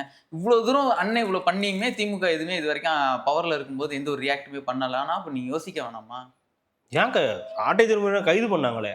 ம் எவ்வளவு பெரிய விஷயம் இது. விட்டாங்கல்ல அண்ணனை அண்ணனை ஒண்ணும் பண்ண மாட்டாங்க. அண்ணனை எப்படி பண்ணுவாங்க? அதிமர் மேல ஆனா பங்காளிங்க இல்ல? பயம். பங்காளிங்க அவங்க எப்படி கைது பண்ணுவாங்க? ஊர் திருவிழா ஒண்ணு கூடிப்பாங்க, ம் மத்த நேரத்துல வேணான்னு இது பண்ணிடுவாங்க. ம் நயினார் நாகேந்திரன் கூட மாமா மச்சான்னு பேசுவேன். ஆனா அதுக்கப்புறம் நாங்க வந்து இது என்ன விதமான கொலாபுங்க இது? எனக்கு ஒன்றும் புரியல. அது ஒரு மாதிரி வித்தியாசமானதுதான். அது நீங்க யோசிக்கவே முடியாது அந்த கொலாப. பட் என்ன பண்றது, நம்ம இதெல்லாம் தான் பொறுத்துக்கிட்டு தான் போக வேண்டியதா இருக்கு. அப்புறம் என்ன சொன்னாருன்னா, தேவைக்கெல்லாம் யார் யார் வேட்பாளர் என்ன ஏதுன்னு அவங்களுக்கே வந்து தெரியாது, அந்த லட்சணத்துல தான் இருக்கு அப்படின்னு ஒரு சிரிப்பை போட்டுட்டு, இதுங்களாம் இன்னும் பார்க்கலன்னா நாய் தூக்கிட்டு போயிடும், நாய் கடிச்சு வச்சிரும், பார்த்துக்கோங்க அப்படின்னு இருக்காரு. வேட்பாளர்களை வந்து இப்போ இருக்கிறவங்க அந்த எம்எல்ஏக்களை வந்து நாய் கடிச்சிரும், ஏன்னா யாருன்னே தெரியாது. நாய் கடிக்கல, நீ தான் கடிச்ச. நாயெல்லாம் ஒதுங்கிதான் போகுது, நீங்க தான் கடிச்சிருக்கீங்க, நீங்க தான் கடிச்சுக்கிட்டு இருக்கீங்க. ஆனா அவங்க நாயா கூட பார்க்கல, செல்ல பிராணியா தான் பாக்குறாங்க. சரி சரி பரவாயில்ல, நம்ம நாய். சிறுத்தையவே செல்ல பிராணியா பாக்குறாங்களா? சிறுத்தையை செல்ல பிராணியா? சிறுத்தை இல்லைங்க, இவங்க புலி. சரி புலி சிறுத்தை அவங்க வேற, ரெண்டு ஒண்ணு தானே. புலி சிறுத்தை ரெண்டு ஒண்ணு கிடையாதா? சிறுத்தைக்கு இந்த புள்ளி இருக்கும், புலிக்கு அது இருக்காது. புலிக்கு இது புலியா சிறுத்தையா? இது புலி, கழுத புலி. அது என்ன புலியோ எனக்கு தெரியாது, கழுத புலியோ குழம்பு புலியோ அதை பத்தி இல்ல நம்ம பிரச்சனை. ஆனா இது என்னன்னா, வேட்பாளர்கள் தெரியாம தான் ஓட்டு போட்டிருக்காங்க. உங்களுக்கும் அதான் நடந்துச்சு. உங்க வேட்பாளர்கள் மட்டும் எல்லாருக்கும் தெரியுமா? நீங்க வேட்பாளர் போட்டு இப்போ 20 லட்சம் ஓட்டு வாங்கிருக்கீங்கல்ல, உங்களை தாண்டி இந்த இடுமாவனம் கார்த்தின்னு ஒருத்தர் இருக்காரு, அவரை தாண்டி உங்க கட்சியில ஒரு வேட்பாளர்னு யாருக்கும் யாரையும் தெரியாது. அப்ப அந்த ஓட்டு இங்க இருக்கக்கூடிய ஓட்டு போட்டிருக்காங்களா, ஒரு 20 லட்சம் ஓட்டு உங்களுக்கு வந்திருக்குல்ல, இந்த 20 லட்சம் ஓட்டும் யாருன்னே தெரியாம போட்டவங்க தானே. ஏதோ இங்க சொல்ற அந்த கருத்தை நம்பி தமிழர்கள், நம்ம தமிழ் பிள்ளைகள், ஏழைய வீட்டு பிள்ளைகள், உங்களுக்காக மக்களுக்கு செய்யணும்னு நினைக்கக்கூடிய பிள்ளைகள் வந்திருக்காங்க, அவங்களுக்கு நீங்க ஆதரவு கொடுக்கணும், ஊக்கம் கொடுக்கணும், ஓட்டு போடணும்னு சொன்னது யாரு? சொல்லி ஓட்டு வாங்கினது யாரு? அதுக்கு தானே நம்ம மக்கள் ஓட்டு போட்டாங்க. சீமான்ற ஒருத்தர் சொல்றாரு, சீமான் கட்சியில ஒருத்தர் இருக்காரு தானே ஓட்டு போட்டிருக்காங்க. அதே தானே அப்போ அந்த தாவேக்காவுக்கும் அதே தானே பொருந்தும். தாவேக்காவும் விஜய்ன்ற ஒரு நபர், அவர் சொன்ன வார்த்தைக்காக ஓட்டு போட்ட மக்கள் யாரு என்ன எவருன்னே தெரியாது, அவரை நம்பி ஓட்டு போட்டிருக்காங்க. அந்த நம்பிக்கை உங்க மேல வந்திருந்தா உங்களுக்கு முழுசா ஓட்டு போட்டு உங்களை ஜெயிக்க வச்சிருப்பாங்க. நீங்க அந்த நம்பிக்கையை பெறல, அதனால அவங்க ஓட்டு வாங்கியிருக்காங்க. உங்களுக்கே அதுல கஷ்டமா இருக்கு. நீங்களும் அதே ஃபார்மேட் தான் வச்சிருக்கீங்க, அவங்கள்ட்டயும் அதே ஃபார்மேட் தான். யாரு என்ன எவருன்னே தெரியாது, ஒற்றை மனிதனுக்காக போடப்பட்ட ஓட்டு. உங்களுக்கு அப்படி விழுறது தானே ஓட்டு. நாம் தமிழர், சீமான், இதை தாண்டி எதுக்கும் அவங்க ஓட்டு போட போறது. தமிழர்கள்னு சொல்றாரு, தமிழர்களுக்காக போராடுறாரு, தமிழர்களுக்காக பேசுறாரு அப்படின்ற நம்பிக்கையில விழுற ஓட்டு. அது அவங்கள போய் நீங்க எப்படி சொல்றீங்கன்னா, அப்புறம் உங்களை நீங்களே சொல்லிக்கிற மாதிரி தான். அப்போ உங்க ஆட்கள் யாருன்னு யாருக்குமே தெரியாது. உங்க ஆட்களுக்கும் அதே தான், நீங்க சொன்ன அதே கான்செப்ட் தான். நான் மதிக்கலங்க என் வேட்பாளர், நான் எதுக்கு மதிக்கணும்? வேட்பாளர்னா மதிக்கணுமா என்ன? யார் சொன்னா மதிக்கணும்னு சொல்லி? அவர் என்னைக்கு மதிச்சிருக்கு? நீங்க இதுக்கு போகும்போது, பிரச்சாரம் போகும்போது டீசல் இல்ல, அதுக்கு இல்ல, இது இல்ல, இந்த பாருங்க நின்றுச்சு, ஜென்ரேட்டருக்கு அதை வாங்கி ஊத்த முடியல, அதுக்கு வாடகை கொடுக்க முடியல, நீங்க நான் கொடுத்தேனா? நான் ஏன் கொடுக்கணும்? நானே ஏழை தாயின் மகன் தான், பெஞ்சில தான் போவேன், சொல்லுங்க. நான் கொடுத்தேனா? கஷ்டப்படுறா அப்படின்னு நான் விடல. என் தம்பிகளை நான் கஷ்டப்படுத்தி நான் பார்க்கல.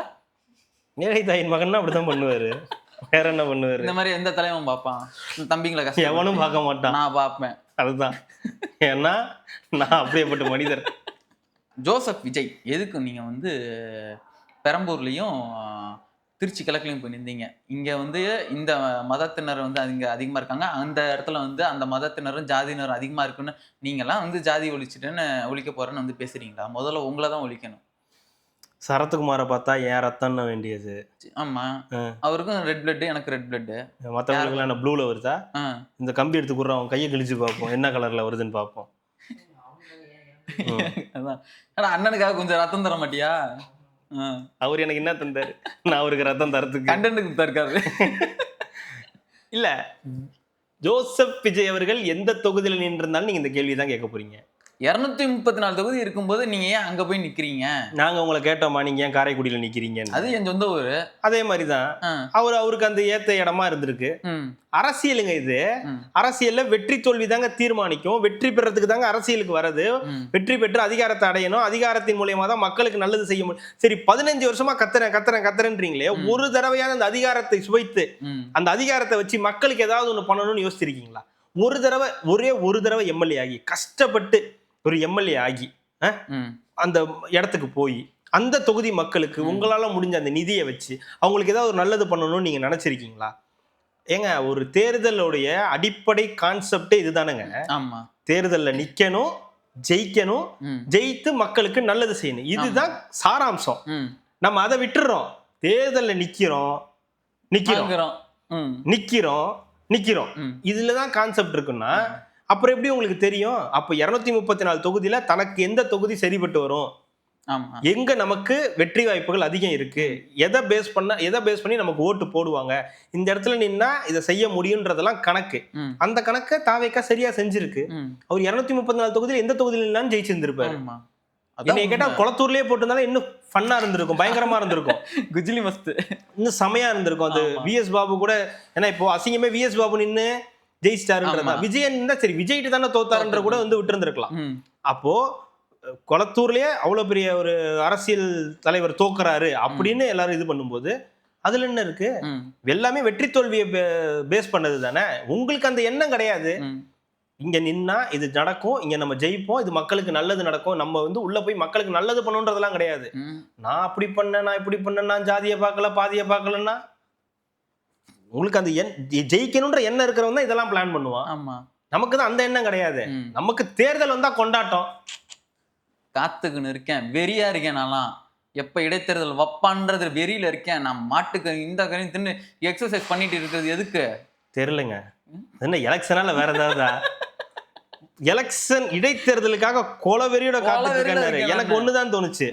2 டைலாக் அது வந்து கொலவெறியோட காத்து இருக்கேன். ஆமா, அது ரஜினி டைலாக்கையா? கொலவெறியோட காத்து கொல்லாம விட மாட்டேன். ரஜினி டைலாக் கரெக்டா? ஆமா, கொலவெறியில தான் காத்திருக்கேன். டைலாக் கரெக்ட் தானே? கொலவெறியில இருக்கேன், கொல்லாம விட மாட்டேன் அப்படின்றது டைலாக்.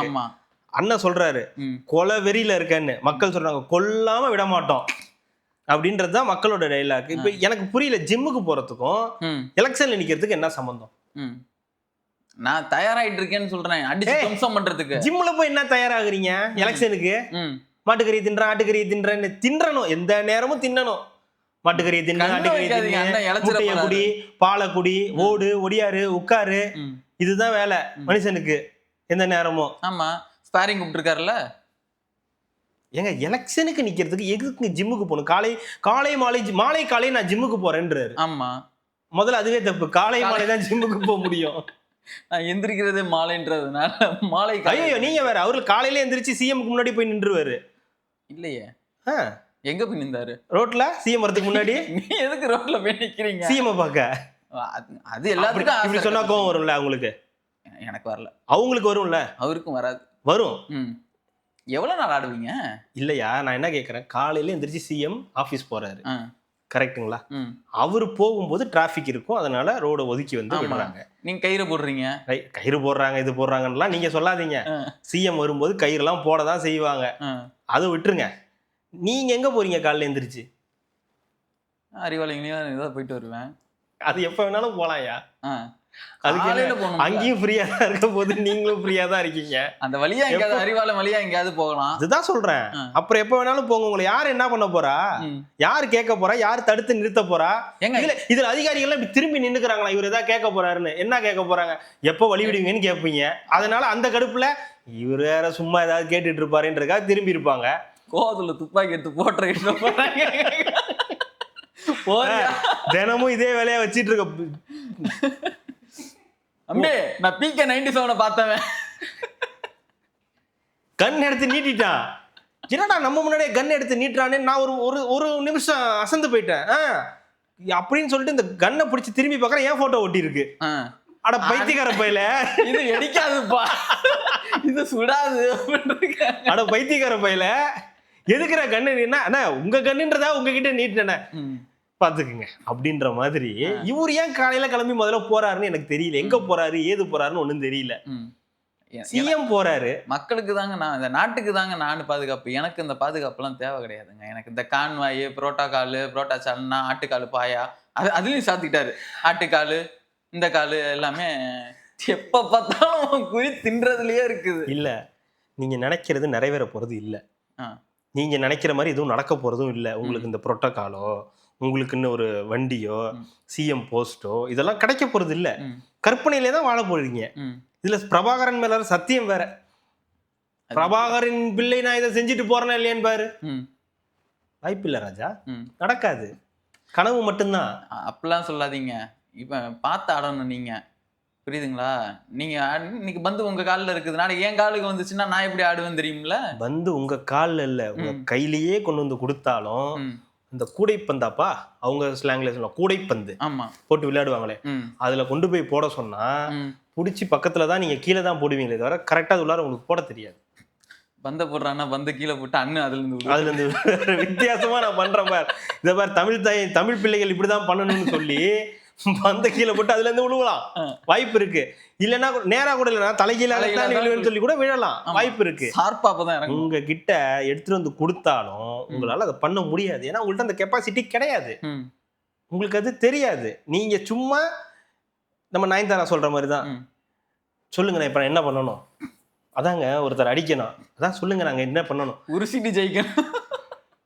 நீங்க ஃப்ராடு, நீங்க ரவுடி இல்ல, நீங்க ஃப்ராடு அப்படின்னு நயன்தாரா சொல்லுவாங்களா, அந்த மாதிரி தான்.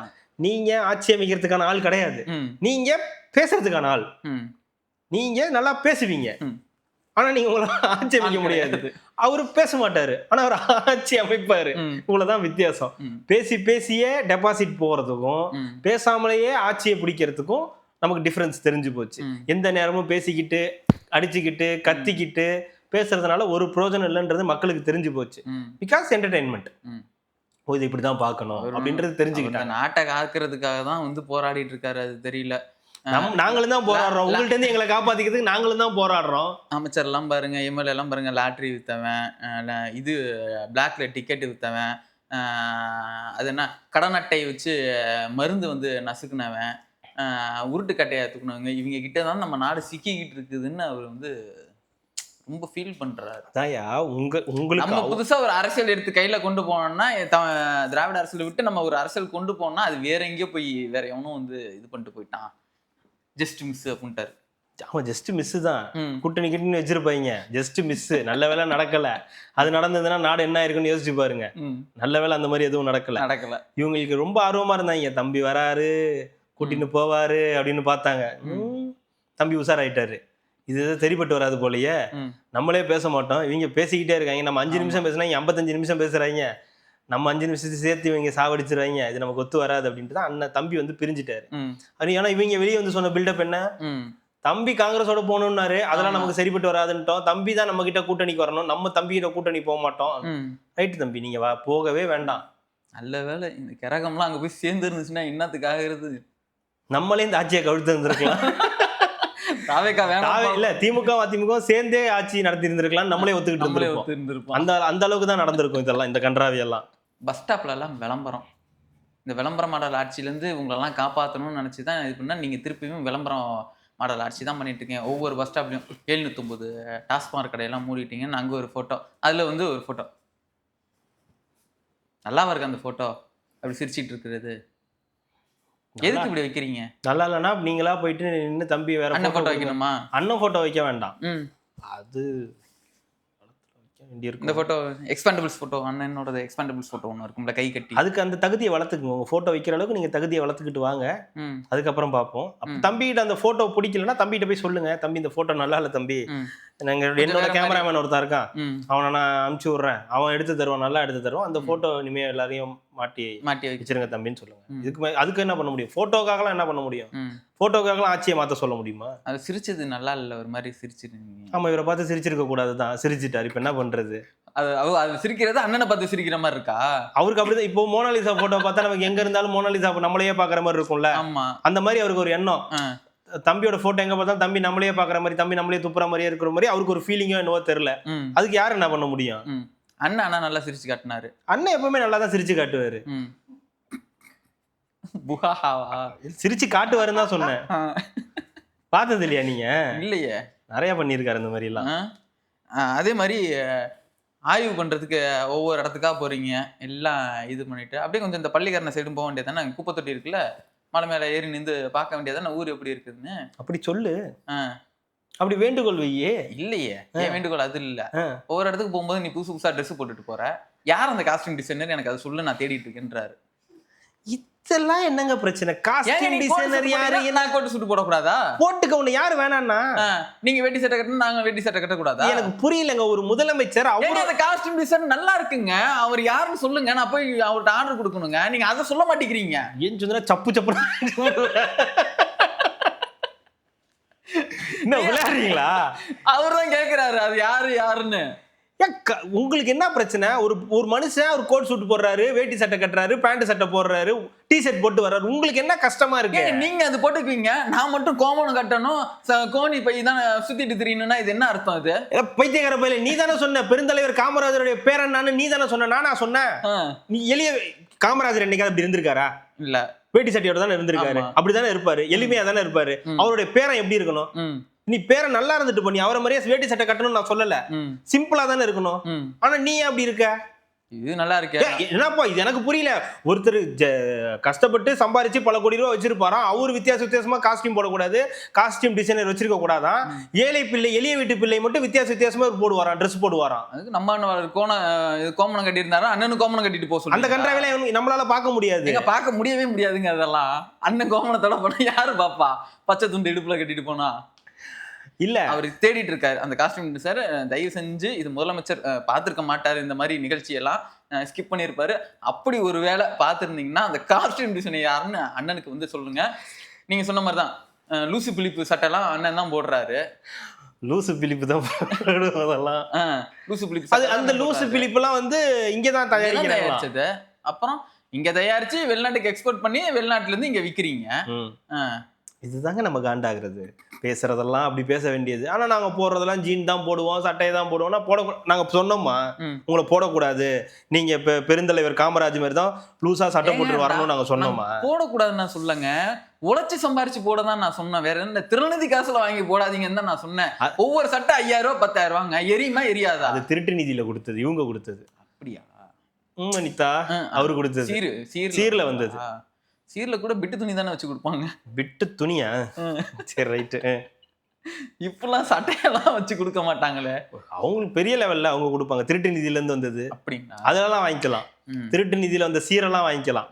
ஆனா திருட்டு நிதி தான் வாங்க கூடாது. அந்த சட்டையெல்லாம் போடும்போது ஒரு மாதிரி குத்தாது. அதுதான் நல்லா இதுவா இருக்கும், கல்லன்னு இருக்கும், கல்லன்னு இருக்கும், கச்ச கச்சன்லாம் இருக்காது, கல்லன்னு இருக்கும். ஆஹா ஓஹோ அப்படின்னு இருக்கும். ஏசி சட்டை உள்ளாரியே.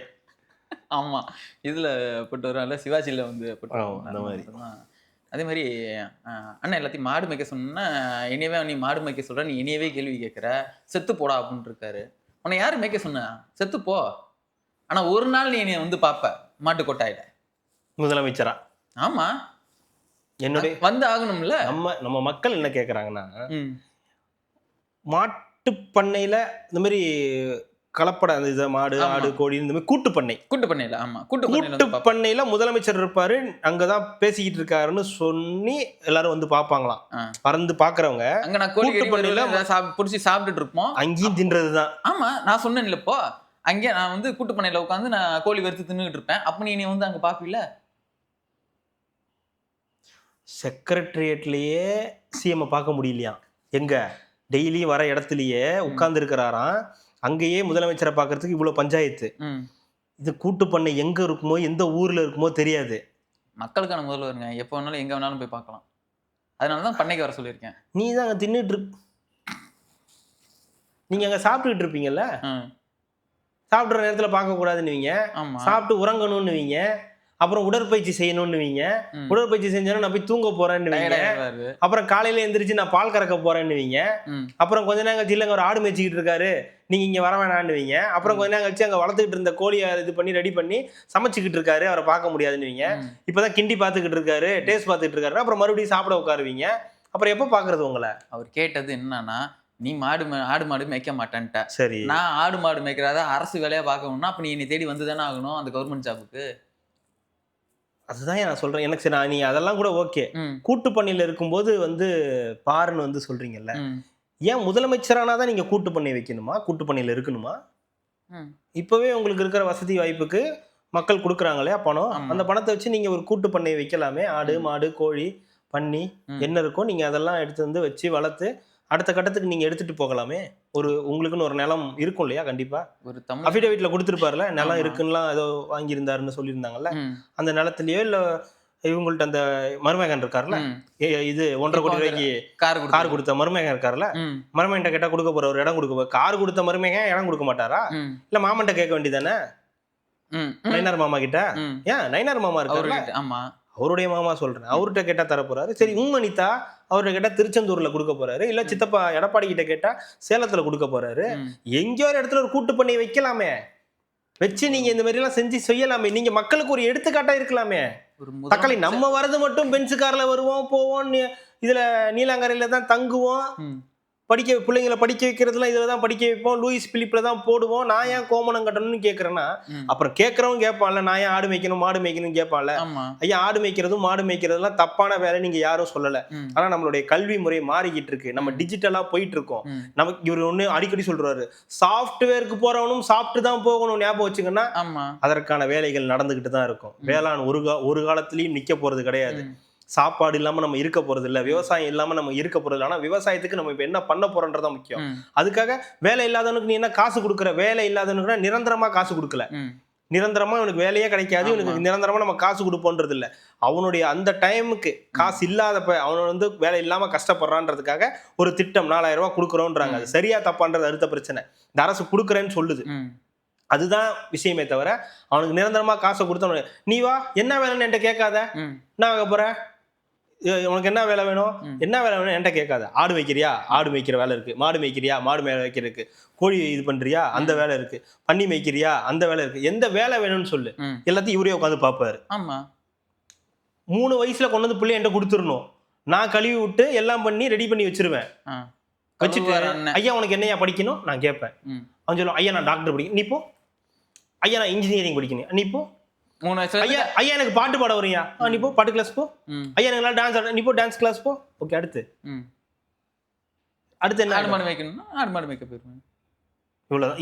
இதுதான் கவர்மெண்ட் சார். ஆமா இதெல்லாம் சரியாயிடும். ஆமா இது மாதிரி பண்ணிட்டா எல்லாம் கம்ப்ளீட் ஆயிடும். மனுஷன் வாழ்றது எதுக்குங்க, தின்றதுக்கு தூங்குறதுக்கு தாங்க. சரி அப்படியே ஏதாவது மேய்ச்சிக்கிட்டு அப்படியே எங்கேயாவது போய் படுத்து தூங்கிட்டு திருப்பி காலைல எழுந்திரிச்சு அப்படியே மேய்ச்சிக்கிட்டு திருப்பி ஏதாவது சாப்பிட்டுட்டு தூங்கிட்டு இப்படியே வாழ்றேன். அதுதானே வாழ்க்கை, இயற்கையோட வாழ முடியும். இப்ப தெரியுதா ஏன் ஓட்டு போட மாட்டேங்கிறாங்கன்னு.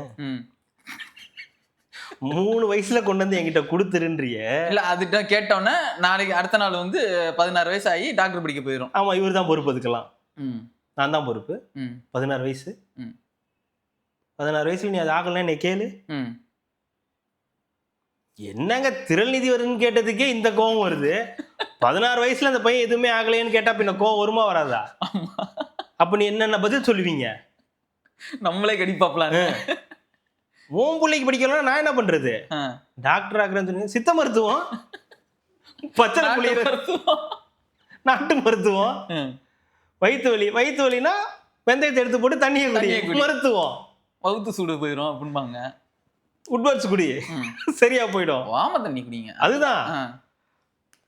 அதுதான் மருத்துவம். வேற என்ன மருத்துவம்? அவ்வளவுதான். ஆங்கில மருத்துவம் நமக்கு வேண்டாம். நீங்க இந்த அது என்ன ஸ்டெத்தஸ்கோப் லேப்டாப் அது கருவி எல்லாம் வச்சு அது தேவையில்லை. வெந்தயம் சாப்பிடுதல், மருந்து நீங்க சொன்ன மருந்து குடித்தல், வெற்றிலை கதைக்கு பிழிந்து பாம்பு கடிக்கு வைத்தியம் பார்த்தல். பாம்பு கடிக்க வெத்தலை எல்லாம் போட்டாங்க. ஏன்னா பாம்பு கடிச்சுக்கு நீனா பீடா போட்டுட்டு இருக்கேன்னு திட்ட மாட்டான். பாம்பே பார்க்கும், ஆடா பாவீங்களா எவ்வளவு கஷ்டப்பட்டு கடிச்சிருக்கேன், அவனை கூட்டு ஓடாம உட்காந்து வெத்தலை புழிஞ்சுக்கிட்டு இருக்கானுங்க. வெத்தலை புளிக்கிற நீர் போட்டு போயிடும். ஐயோ ஐயோ, இதுக்கு மேல நீங்களே எழுதுனது இருக்குது, நீங்களே படிச்சிருங்க. ஏன்னா அவன் ரொம்ப லென்த்தா போயிட்டு இருந்துச்சுங்களா, அதில் அவர் கையெழுத்து என் கையெழுத்து அவருக்கு புரியாது, அவர் கையெழுத்து எனக்கு புரியாது. இல்ல நான் எதுனது ஒண்ணு படிச்சேன், அவர் பேசுனத. மனிதாபிமானம் இல்லைன்னு எங்களை பார்த்து சொல்றீங்க, மனிதாபிமானத்தின் மொத்த உருவண்டானு. கருமம் கேட்டுச்சா? மனிதாபிமானத்தின் மொத்த உருவமா? ஆமா இல்லையா பின்ன? ஆமா ஆமா. நான் மட்டுமா சாப்பிட்றேன்? நீங்க மட்டும் தான் சாப்பிட்றீங்க. நானு குடும்பங்களுக்கு அவங்க இவங்க என்னை சார்ந்து இருக்கிறவங்களுக்கு எல்லாத்துக்கும் கொஞ்சம் கொஞ்சம் அப்பப்போ கொடுக்குறேன், எல்லாம் இது பண்றேன். இந்த அளவுக்கு மனிதாபிமானம் இருக்குதுல்ல, அடிச்சு புடுங்க. நான் உங்ககிட்ட கேட்டு தானே வாங்குறேன். என்ன போய் மனிதாபிமானம் கேட்கும்போது பவ்யமா தான்ப்பா கேட்குற, கையெல்லாம் கட்டிக்கிட்டு. ஆனா பேசும்போது உன்ட்ட அந்த இது இல்லையே, பவ்யம் இல்லையே. அது தராதவன திமிருத்தனமால இருக்கு. தந்தவன நான் ஏதாவது பேசுனேன்? நான் தராதவனை தான் நான் பேசுனேன். தந்தவன் தராதவன்றதெல்லாம் கணக்கு கிடையாது. தந்தாலும் தரலனாலும் ஒரே மாதிரி தான் பேசணும். அதுதானே நடைமுறைக்கு ஒத்து வரும். அப்படிலாம் இல்ல, எல்லாருமே கொடுக்கணும். அண்ணனுக்கு அண்ணனே கேட்டிருக்காரு. ஓட்டு மட்டும் நீங்க அப்படியே வந்து போட்டுறீங்களா? எல்லாம் மக்கள்கிட்ட. அது மாதிரி இந்த இயக்கமும் அதிகாரமும் மக்களும் பணத்தையும் எல்லாமே மக்கள்கிட்ட இருந்தாண்டா நான் வாங்கணும். ஆமா. ஓட்டை மட்டும் நீயே போட்டுருவியா? அதுதான் நான் அந்த மக்கள் 20 லட்சம் பேர் எனக்கு கொடுக்கணும், 20 லட்சம் பேர் எனக்கு வந்து கொடுக்கணும். அது என்னைக்கு கம்மியாகுதோ அன்னைக்கு சரியாயிடுங்க. இந்த 36 லட்சத்தை 20 லட்சம் ஆக்குனாங்கல்ல, இந்த 20 லட்சத்தை எப்படியாவது 10 லட்சம் 10 லட்சம் எல்லாம் கம்மி பண்ணக்கூடாது. ஒரே 10 லட்சமும் நீங்க கம்மி பண்ணீங்கன்னா 10 லட்சத்தை வச்சு இன்னும் 8% வந்ததே இவங்க வச்சு மாபெரும் கட்சி, 3வது பெரிய கட்சி. 8% வாங்கினது எவ்வளவு பெரிய விஷயம் தெரியுமா? நாங்க கூட்டணி வச்சதே கிடையாது, அது பண்ணது. இது ஒரு கான்செப்ட் வச்சுக்கிட்டு நாங்க யார் கூடயும் சமரசம் பண்ண மாட்டோம், யார் கூடயும் கூட்டணி பண்ணோம்னா அதை ஒரு சிலருக்கு ரொம்ப பிடிக்கும். தனியாவே இருக்காங்க அப்படின்னு அந்த கும்பல் இருக்குல்ல, அவங்க என்ன பண்ணிடுவாங்க, இவங்க நம்பிக்கிட்டே இருப்பாங்க, இவங்க வச்சிருவாங்க, வந்துருவாங்கன்னு. அது கடைசி வரைக்கும் நடக்க போறது கூட. இது ஒரு தேர்தல் அரசியல். தேர்தல் அரசியல்ல கூட்டணி இல்லாம இன்னைக்கு தாவேகா ஜெயிச்சிருக்கு. ஆனா கூட்டணி தேவைப்பட்டுச்சா? அவங்க ஆள்றதுக்கு கூட்டணி தேவைப்படுதா? நாளைக்கும் தேவைப்படலாம், நாளைக்கு தேவைப்படலாம், தேவைப்படாம போலாம். ஆனா கூட்டணின்றது தேர்தலில் ஒரு அங்கம் தான். நீங்க ஒரு சமரசமும் பண்ணிக்க போறது இல்ல.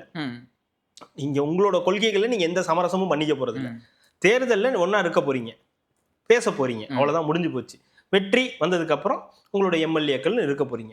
ஆனா இங்க என்ன கான்செப்ட்னா, தன்னை தாண்டி இங்க யாரும் இருந்துடக்கூடாது, ஒரு எம்எல்ஏ ஒரு வார்டு கவுன்சிலர் கூட ஆகிடக்கூடாதுன்ற ஒரு முடிவுக்கு வந்ததுக்கு அப்புறம் நீங்க எது பேசினாலும் ஒர்க் அவுட் ஆகாது. அதனால இது வந்து அவ்வளவுதான். அண்ணனை மீறி நாம் தமிழர்ல ஒருத்தம் கூட எந்த பதவிக்கும் வர முடியாது. இது எழுதி வச்சுக்கோங்க. கண்டிப்பாக. இவ்வளவு நேரம் பேசுனதெல்லாம் உங்களுக்கே தெரியும், வேஸ்ட் ஆஃப் டைம் தான். ஜஸ்ட் வேஸ்ட் ஆஃப் டைம் தான். சும்மா சரி பேசணுமே, பேசாம போனா நல்லா இருக்காதே, ஒரு மாபெரும் தலைவர்ன்ற ஒரே காரணத்துக்காக தான் பேசணும். மனசுல எதுவும் வச்சுக்காதீங்க, அப்படியே மறந்துடுங்க இந்த வீடியோவை. அடுத்த வீடியோல நம்ம திருப்பி சந்திப்போம் ஒரு 9 மணி வாக்குல. அது வந்து போட்டுடலாமா? 9 மணிக்கு முயற்சி பண்ணுவோம்.